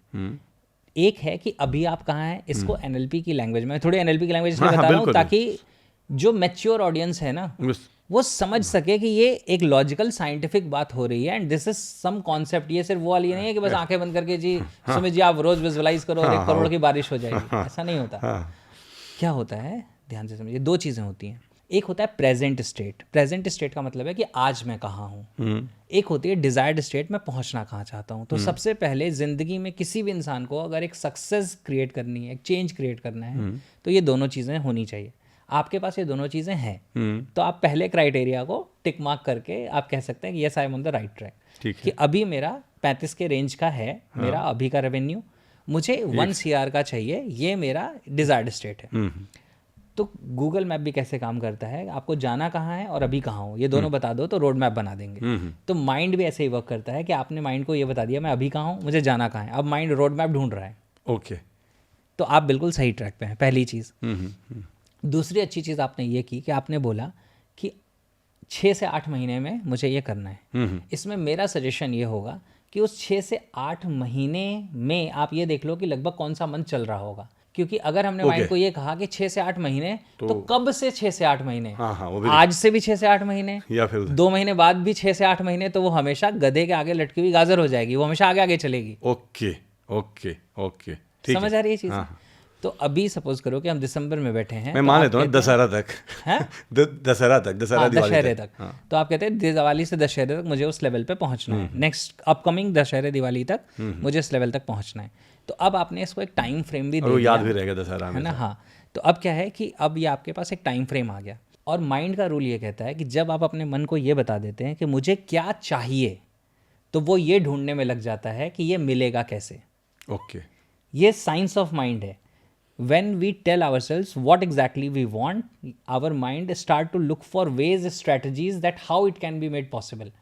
आपको क्या चाहिए, ये कैसे मिलेगा, माइंड ढूंढना शुरू कर देगा। इसी वजह से हम कभी भी किसी को कोच करते हैं और वो कहता है सर मुझे तो नहीं पता कि कैसे होगा, तो मैं कहता हूँ ये पता होने की ज़रूरत भी नहीं। अभी तुम्हें सिर्फ ये पता होने की ज़रूरत है कि मुझे चेंज क्रिएट करना है। कैसे करना है उसके रास्ते आपका माइंड ढूंढेगा, मैं आपको गाइड करूँगा। तो अब ये समझ आ गया। तो प्रेजेंट स्टेट, आज आप कहाँ हैं, डिजायर्ड स्टेट, कहाँ पहुँचना चाहते हैं। एक करेक्शन मैंने दिया, 6 से 8 महीने नहीं, it will always be in future. एक मिनट, हाँ, ये वाला सभी के लिए, क्योंकि ये बहुत इंपॉर्टेंट है, क्योंकि अदरवाइज बहुत सारे लोग ये वाला सेंटेंस बोलते हैं जो मैंने बोला, हाँ, कि मुझे 3 महीने में फिट होना है, मुझे 6 महीने में फिट होना है। आप बोलो नहीं, by this time, by this date, April तक होना है, या मुझे जून तक। अब ये बोलो, राइट? बिल्कुल। न्यू ईयर रेजोल्यूशन जो भी ले रहे हैं, वो ये ना बोले कि मुझे 6 महीने फिट होना है, वो 6 महीने हमेशा आगे चलेगा। ओके, तो ये बहुत इंपॉर्टेंट है, ये बहुत इंपॉर्टेंट है, मेरे लिए भी इंपॉर्टेंट। मैं आपको बताता हूँ, जब NLP से हम किसी को कोच करते हैं, हालांकि मैं अमाउंट वगैरह की बात नहीं करना चाहता, लेकिन अगर NLP से मैं तो कर रहा हूँ, है ना, हाँ, नहीं मैं मतलब चलो ठीक है, अच्छी बात है, आपको बताता हूँ कि अगर किसी को मुझे कोच करना है फॉर 1 ईयर, जिसमें 12 मंथ्स में 12 सेशन होंगे, तो आई charge 7 lakh rupees for that. और उसमें यही होता है जो मैं आपको बता रहा हूँ। तो इसलिए तो मैं यहाँ तो अब समझते हैं, क्योंकि उसमें मैं यही काम उनसे करवाता हूँ जो मैं आपको बता रहा हूँ। अब कोई समझदार इंसान इसे खुद कर ले, बहुत बढ़िया बात, मुझे कोई दिक्कत नहीं, मैं तो चाहता हूँ कि लोग करें, मैं कितने लोगों को हेल्प कर पाऊंगा पर्सनली। तो पहली चीज़ क्या है, प्रेजेंट स्टेट, डिजायर्ड स्टेट, फिर उसके बाद वो डिजायर्ड स्टेट में आपका एक टाइम लाइन होना चाहिए जो आपने अभी बनाया है कि ये this is my time line, ठीक है। अब एक बात आती है कि अब आपकी स्ट्रैटेजी कैसे बनेगी, क्योंकि बिना स्ट्रैटेजी के काम नहीं होगा। तो स्ट्रैटेजी बनाने के लिए अपने माइंड के पोटेंशियल को कैसे यूज़ करते हैं, वो मैं आपको एक फॉर्मूला बताता हूँ। वो फॉर्मूला कोई भी यूज़ कर सकता है। आपको क्या करना है, आपको एक शीट ऑफ पेपर लेना है और उसमें एक सर्कल बनाना है बड़ा सा। सेंटर में आपको वो लिखना है रेवेन्यू जो आप जनरेट करना चाहते हैं, जो आपका गोल है। हाँ, जो आपका गोल है। तो अभी आपके केस में वो 1 CR पर मंथ है, तो 1 CR पर मंथ लिखना है। अब आपको क्या करना है, जो सरकमफ्रेंस है उसमें एक जगह, जैसे घड़ी की सुइयाँ होती है ना, मतलब सेंटर में तो वो सेंटर पॉइंट हो गया, फिर ऊपर 12 बजे और 3 बजे 6 बजे 9 बजे ऐसे। तो अब आप एक जगह मार्क करो, वहाँ अभी आपके जिस टास्क से जो रेवेन्यू आता है वो आप वहाँ लिख दो, ठीक है। जैसे सपोज करिए कि अभी आपको ऑनलाइन क्लासेस से एक्स अमाउंट आता है, एक्स लैक्स आता है, तो आपने वहाँ लिखा ऑनलाइन क्लास एक्स रेवेन्यू। फिर उसके बाद अगला, अच्छा पर्सनल कोचिंग से मुझे इतना आता है, अच्छा मुझे इस वाले चीज़ से इतना आता है, ये आपने कुछ चीज़ें बना ली। अब इससे आ गया 35, तो यहाँ से आता है। अब आपका पूरा अभी और खाली है। अब आपको, और ये कम से कम 1 घंटे की एक्सरसाइज है, उसके पहले नहीं, 5-10 मिनट में नहीं क्विट करना, आराम से करना है। अगर 5-10 मिनट में किया तो कोई रिजल्ट नहीं आएगा। ठीक है। आपके माइंड का जो जिसको हम कहते हैं mud time activity, mud time activity क्या होती है, आप तो रांची होम टाउन रहा है तो आप जानते हैं, हम हैंडपम्प जब लगवाते हैं तो पहले कीचड़ आता है, बालू आता है, उसके बाद पानी आता है साफ। तो जैसे ही हम जब ब्रेन स्टॉर्मिंग करते हैं, जब हम सोचना शुरू करते हैं, तो शुरू में हमें बिल्कुल परफेक्ट आंसर नहीं आते। शुरू में वो कीचड़, मिट्टी, रेत, वो सारी चीज़ें आएंगी। लेकिन अगर हम हैंडपम्प चलाते रहेंगे तो फिर साफ पानी आ जाएगा। तो आपका शुरू का 20-25 मिनट जो होता है वो ये मड टाइम एक्टिविटी होती है। उसके बाद माइंड उस स्टेट में चला जाता है जिस स्टेट ऑफ माइंड में वो क्रिएटिव आइडियाज़ क्रिएट करना शुरू कर देता है जो अभी तक दिमाग में नहीं आए थे। समझ आ रही है चीज़ें? ये मुझे पता है, और ये दिक्कत हो सकती थी कि हम इसको 10 मिनट में ही कर लेते हैं। हाँ राइट, आपने बोला कि इसको 1 घंटे तक करना है। हाँ, 1 घंटे तक करना है। आपको पेपर पेन लेके बैठना है, सोचना है। अब आप सोचो, इससे ये आता है, इससे ये आता है, इससे ये आता है। अब आपको अपने आप से सवाल पूछना है, चलो 35 लाख तो यहाँ से आ गए, अब मैं अगला और ऐसा क्या कर सकता हूँ जिससे मुझे और अमाउंट आ सकता है। अच्छा, फिर आपका माइंड आपको आइडिया बताएगा, अच्छा ये काम करोगे तो 5 लाख तो यहाँ से आ जाएंगे। फिर आपने उस टास्क को लिख लिया, फिर ये करूँगा तो इससे 7 लाख आ सकते हैं, ये करूँगा तो इससे 10 लाख आ सकते हैं। अब आपको क्या करना है, और या दिमाग ये कहेगा इस वाले टास्क को जो ऑलरेडी कर रहा हूँ इसमें ये अपग्रेडेशन कर दूंगा तो ये रेवेन्यू डबल हो जाएगा। और जब आप इस चार्ट को लेके बैठेंगे और 1 घंटे तक आप उस पर करेंगे वर्किंग, तो आपका माइंड आपको वो स्ट्रेटजीज, वो आइडियाज़ सजेस्ट कर देगा, क्योंकि आइडियाज़ पहले भी दिमाग के अंदर हैं। वो आइडियाज़ सजेस्ट कर देगा कि आप ऐसा क्या कर सकते हैं जिसकी वजह से आपका टर्नओवर 1 CR पहुँच जाए, मतलब मंथ का रेवेन्यू 1 CR पहुँच जाए। और इसमें भी क्या होगा कि जब आप इसको करेंगे तो ये भी फर्स्ट है, यानी ये फर्स्ट ड्राफ्ट है आपका। ये फर्स्ट ड्राफ्ट बनने के बाद जब आप इसे दोबारा लेके बैठेंगे तो इसमें से कुछ चीज़ें आप इसमें से हटा देंगे, कुछ नई चीज़ें इंक्लूड कर लेंगे। फिर 1, 2, 3 बार की एक्टिविटी के बाद, मतलब 3 टाइम्स आपने इसको कर लिया, तो अब आपके पास लगभग ये चीज़ें हो जाएंगी, ये मेरे एग्जिस्टिंग प्रोजेक्ट हैं, इसमें मुझे ये अपग्रेडेशन करना है, ये मुझे नया करना है, ये मुझे नया करना है, ये मुझे नया करना है, ये मिला के इतना रेवेन्यू दे देगा। अब आपके पास ये टास्क आ गए कि क्या चीज़ें करने से मेरा ये रेवेन्यू यहाँ तक पहुँच जाएगा। अब उसके बाद वो एक एक को पकड़ के उसकी डिटेलिंग स्ट्रैटेजी आपको बनानी है अलग से। ओके, हाँ हाँ। और उसके बाद उस पर इम्प्लीमेंट करना है, और उसमें आपको फिर एक टाइमलाइन दिख जाएगी कि 6 से 8 महीने में ये मुझे इतना देने लगेगा, 6 से 8 महीने में ये मुझे इतना देने लगेगा, फिर ये देने लगेगा। और अब आप उस लेवल तक पहुँच जाएंगे जहाँ पे अब आपके पास एक वर्किंग प्लान है, एक प्रॉपर स्ट्रैटेजी है जिससे आप वो रिजल्ट ला सकते हैं। और जब ये सब कर रहा हूँ तो इससे भी आइडेंटिटी शिफ्ट हो रही है मेरी। बिल्कुल, क्योंकि आप पूरी क्रिएशन कर रहे हैं ना, पूरे माइंड में विजुअलाइजेशन कर रहे हैं कि अच्छा मुझे 1 CR तक पहुंचना है, और 1 CR तक मैं पहुंचूंगा तो उसके लिए मैं ये काम कर रहा हूँ। तो हर टास्क की भी विजुअलाइजेशन हो रही है आपके माइंड में, और वो भी हो रहा है, वो हो रहा है, वो अपग्रेडेशन हो रहा है। इसमें फिर और एडवांस करना हो तो एक और कॉन्सेप्ट होता है, एक और टेक्निक यूज़ की जाती है। यहाँ तक समझ आ गया आपको? हाँ हाँ बिल्कुल। इसको रिवाइज कर देता हूँ। Present state, desired state, outcome, ठीक है, उसमें एक टाइम फ्रेम वो हमने डाल दिया। उसके बाद मैंने आपको पेपर वाली स्ट्रैटेजी बताई। इसके बाद एक और चीज़, अगर आप और इसे माइंड की पावर और यूज़ करना चाहते हैं, इसमें एक कॉन्सेप्ट होता है NLP में, उसे हम कहते हैं Disney creative strategy. Disney creative strategy. Walt Disney जो थे उनको कहा जाता है कि one of the most creative people who ever walked on earth. Walt Disney, जिन्होंने डिज्नी वर्ल्ड बनाया था। तो वॉल्ट डिज्नी की खास बात ये थी कि वो अपने सपनों को हकीकत में कन्वर्ट करना जानते थे। तो NLP ने उनको स्टडी किया, वहाँ से ये पूरी स्ट्रैटेजी निकाली और हमें दे दी। राइट, अपने सपनों को हकीकत में कन्वर्ट करना जानते थे। हाँ, वो जानते थे कि भाई ये उनकी ज़िंदगी की स्टोरी है। आप शायद आपने सुनी होगी या पढ़ी होगी, बहुत सारे लोग जानते हैं। उनकी ज़िंदगी की स्टोरी क्या है कि उन्होंने पहले तो डिज्नी वर्ल्ड बनाया। डिज्नी वर्ल्ड बनाने के बाद वो उसको रेनोवेट कर रहे थे, क्योंकि जब पहली बार बनाया था तो रिसोर्सेज बहुत कम थे उनके पास। जब उन्होंने दोबारा बनाना शुरू किया तो वो बनने के प्रोसेस के ही बीच में वो दुनिया से चले गए। पूरा बना नहीं था, रेनोवेशन पूरा नहीं हुआ था। तो जब रेनोवेशन उसका पूरा हुआ और उसका दोबारा इनॉग्रेशन हुआ, लॉन्चिंग हुई, तो एक पर्सन ने वॉल्ट डिज्नी के रिलेटिव से कहा कि Walt Disney should have seen this, कि वॉल्ट डिज्नी को ये देखना चाहिए था। तो वॉल्ट डिज्नी के वो शायद भतीजे थे आई गेस, उन्होंने पता क्या जवाब दिया? Walt Disney did see it, that's why we are able to see it today. Walt Disney ने ये देख लिया था, इस वजह से आज मैं और तुम इसे देख पा रहे हैं, क्योंकि उन्होंने होने से पहले उसे देख लिया था। तो वॉल्ट डिज्नी की जो स्ट्रैटेजी है वो ये कहती है कि जब भी हम अपनी ज़िंदगी में किसी बड़े गोल के बारे में सोचते हैं तो हमारे माइंड में 3 फैकल्टीज़ एक साथ एक्टिवेट हो जाती हैं। इसे कहते हैं ड्रीमर, जो बड़े सपने देखता है, रियलिस्ट, जो अप्रोच ढूंढता है कि कैसे काम होगा, और क्रिटिक जो कहता है नहीं हो पाएगा। ओके, तीनों ही एक्टिव होंगे। तो हमारे माइंड में तीनों एक्टिव हो जाते हैं। इसी वजह से ज़्यादातर लोग अपनी ज़िंदगी में किसी बड़े गोल तक नहीं पहुंच पाते, क्योंकि उन्हें ये तीनों की एनर्जी को चैनलाइज करना नहीं आता, कभी सीखा नहीं है। जैसे आज सपोज करो कि कोई एक इंसान कहता है कि यार मैं तो, अभी वो बहुत बेसिक लेवल पे, वो कहता है यार मैं तो महीने का 5 लाख कमाना चाहता हूँ। तो ड्रीमर तो कह रहा है 5 लाख कमाएंगे यार, बहुत मजा आएगा, बहुत बढ़िया लाइफ स्टाइल हो जाएगी। रियलिस्ट कह रहा है होगा कैसे, क्रिटिक कह रहा है तेरे बस की नहीं। ओके, वो तीनों, हाँ वो तो बार बार तो क्या होता है फिर उसके बाद थोड़े टाइम के बाद वो जो पूरा मोटिवेट हुआ था वो डीमोटिवेट होकर जीरो हो जाता है। यस। और मैक्सिमम लोगों की जिंदगी में यही होता है। एनएलपी ये कहता है कि आप तीनों को यूटिलाइज कर लो। आप ड्रीमर पहले बन के सोचो कि आपका जो ड्रीम है, आपका जो रिजल्ट है वो क्या है। फिर रियलिस्ट बन के सोचो कि रियलिस्टिक अप्रोच क्या होगी, कैसे करूंगा इस चीज को। फिर क्रिटिक बन के ये सोचो कि मेरी प्लानिंग में कमी कहाँ रह गई, और उस कमी को फिर रियलिस्ट बन के इम्प्रूव कर लो। फिर एक बार क्रिटिक के पॉइंट ऑफ व्यू से देख लो कि भाई कोई कमी अब तो नहीं रह गई।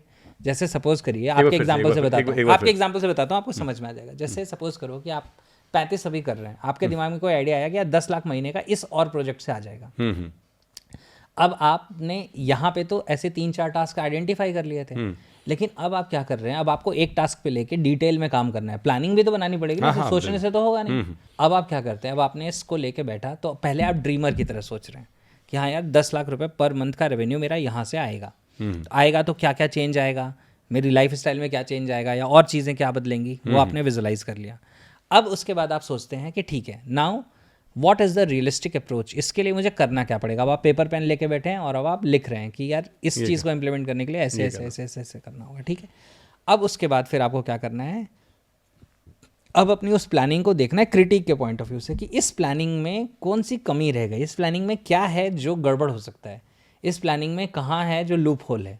ओके, वो भी तो, हाँ तो उसका भी इम्पोर्टेंस तो है। उसका भी तो इम्पोर्टेंस है ना, क्योंकि कई बार हमारी ज़िंदगी में हम लोगों को मिसकॉन्सेप्शन है। लोग सोचते हैं नहीं मेरे माइंड में नेगेटिव थॉट आया। अरे बेवकूफ़, नेगेटिव थॉट नहीं आया, वो प्रोटेक्टिव थॉट है। वो तुमको बता रहा है कि कहाँ गड़बड़ हो सकती है। इंपॉर्टेंट है, वो इम्पॉर्टेंट है। लेकिन अगर आपने उसकी बात नहीं सुनी और आपने उसको सप्रेस कर दिया तो फिर क्या होगा, फिर क्या रिजल्ट आएगा ज़िंदगी। तो ये है, आपको उसका कंसर्न लेना है। तो आपने क्या किया, अब आप उसको देखो, अब आप इसमें देखो कमी कहाँ रह गई, उसको मार्क कर लिया। फिर उसके बाद रियलिस्ट की तरह सोचो, और इसमें मैं सजेस्ट करता हूँ कि 3 अलग अलग चेयर लगा लो। एक पे आप ड्रीमर की तरह सोचो, एक पे रियलिस्ट की तरह सोचो, एक पे क्रिटिक की तरह सोचो। इससे क्या होता है कि आपका जो माइंड है वो अलग तरह के जोन में चला जाता है उस चेयर बदलते ही। ओके, अभी आप उस चेयर पे बैठे हैं, आपकी फीलिंग अलग है। अभी मैं आपको यहाँ बैठा दूँ, मैं वहाँ चला जाऊँ, फीलिंग बदल जाएगी। यस। क्लियर हो रही है चीज़ें। Okay. तो ये आपने कर लिया। अब इस तरह से फिर जब आप रियलिस्ट और क्रिटिक के बीच में मूव करते रहेंगे, क्योंकि रियलिस्ट से प्लान बनाया, क्रिटिक से उसको एनालाइज किया, कहीं कोई कमी है, फिर रियलिस्ट से उसको ठीक किया। एक समय के बाद क्रिटिक ये कहेगा अब तो कमी नहीं दिख रही। Okay, yes 100%। तो अब उसके बाद वापस रियलिस्ट वाले चेयर पे बैठिए। अब अपने जो प्लान आपने बनाया उसको विजुलाइज करिए कि ऐसे ऐसे इंप्लीमेंट करूंगा। फिर ड्रीमर के चेयर पे वापस आइए और अब अपने सपनों को पूरा होते हुए देखिए, क्योंकि अब माइंड में जो एनर्जी कैंसिल कर रही थी एक दूसरे को, वो नहीं करेगी और चैनलाइज हो जाएगी। तो यही रियल लॉ ऑफ अट्रैक्शन है, क्योंकि अब आपके माइंड का कोई भी पार्ट उसको ब्लॉक नहीं कर रहा। तो अब आप क्या कर रहे हैं, अब आप अपने माइंड में उस स्ट्रैटेजी को इंटीग्रेट कर रहे हैं, क्योंकि अब माइंड के अंदर इंटीग्रेशन हो गया, आपकी आइडेंटिटी बनेगी, क्योंकि माइंड में अब कॉन्फ्लिक्ट नहीं बचा ना। फिर तो 100% बनेगा। और इस तरीके से करेंगे, जो लोग इस तरह से इंप्लीमेंट करते हैं वो अपने रिजल्ट तक पहुंच जाते हैं। तो दिस इज द वे जिससे वो गोल 1 करोड़ का हो, वो 100 करोड़ का, वो 1000 करोड़ का हो, वो सब कुछ भी है। लेकिन हाँ, आपका वो बेस लेवल होना चाहिए। अब मेरे पास अभी मैं कमाता हूँ जी 100 रुपये और मैं बना लूँ टारगेट 1000 करोड़, मेरे पास उसका लॉजिक ही नहीं है ना, नहीं काम करेगा। तो मुझे पहले यहाँ से कुछ आगे की जर्नी का पहला माइलस्टोन बनाना पड़ेगा, फिर उसके बाद आगे, फिर उसके बाद आगे। अभी आप 35 से 1 पे जा सकते हैं, क्योंकि आपको 35 जो आप क्रिएट कर रहे हैं वो भी मजाक नहीं है। उतने क्रिएट करने में आपकी एक अच्छी खासी ग्रोथ हुई है। तो उस ग्रोथ से आपको ये बेस मिला हुआ है कि मैं आगे की प्लानिंग बना सकता हूँ। बढ़िया से, मतलब मैं क्या बोलूँ, तो अगर करता रहो ना बात, तो ये फिर अभी 2-3 घंटे और लग जाएंगे। राइट। तो नॉर्मली और डिटेल में एक और करेंगे, ठीक है। आज के लिए मेरे हिसाब से बहुत जितनी चीज़ें बताई है, राइट, मैं तो वही बोलूँगा सभी को कि जो अभी आपने बताया था कि वो दोबारा पढ़ते हैं तो कुछ और भी चीज़ें आती, राइट। तो इस पॉडकास्ट को भी शायद सबके लिए ही हेल्पफुल है। It's not for 1 or 2%, right, it's for everyone. Exactly. जिन टॉपिक पे हमने बात करी है ये सबके लिए ही और है। बहुत अच्छी बात क्या है ना कि मेरी और आपकी बात गहरी बात हुई, मतलब यू वर नॉट इन हरी कि बस ये सवाल पूछ लूं और अगला सवाल पूछ लूं। हाँ, एक सवाल से आप उसकी डेप्थ पे गए, अच्छा इससे ये भी सवाल निकल रहा है, इससे ये भी सवाल निकल रहा है, तो हम गहराई तक गए हैं। तो आई रियली फील कि people will got value lots of 100%, 100%। ठीक है, तो एक बार बढ़िया से देखना, शेयर भी करना। जो अगर मान लो कि आपको कुछ लगता है कि आपके लिए नहीं है, और तो आप शेयर भी करना, डिटेल्ड में कमेंट करना। जो भी लर्निंग होती है, जैसे मान लो लर्निंग होती है कि यार ये जेन्युइनली ऐसा कुछ चेंज हुआ, राइट, तो उसे डिटेल में कमेंट भी करना। और सर के साथ फिर से करेंगे अगला एक बार फिर। Thank you sir, thank you. Most welcome, thank you.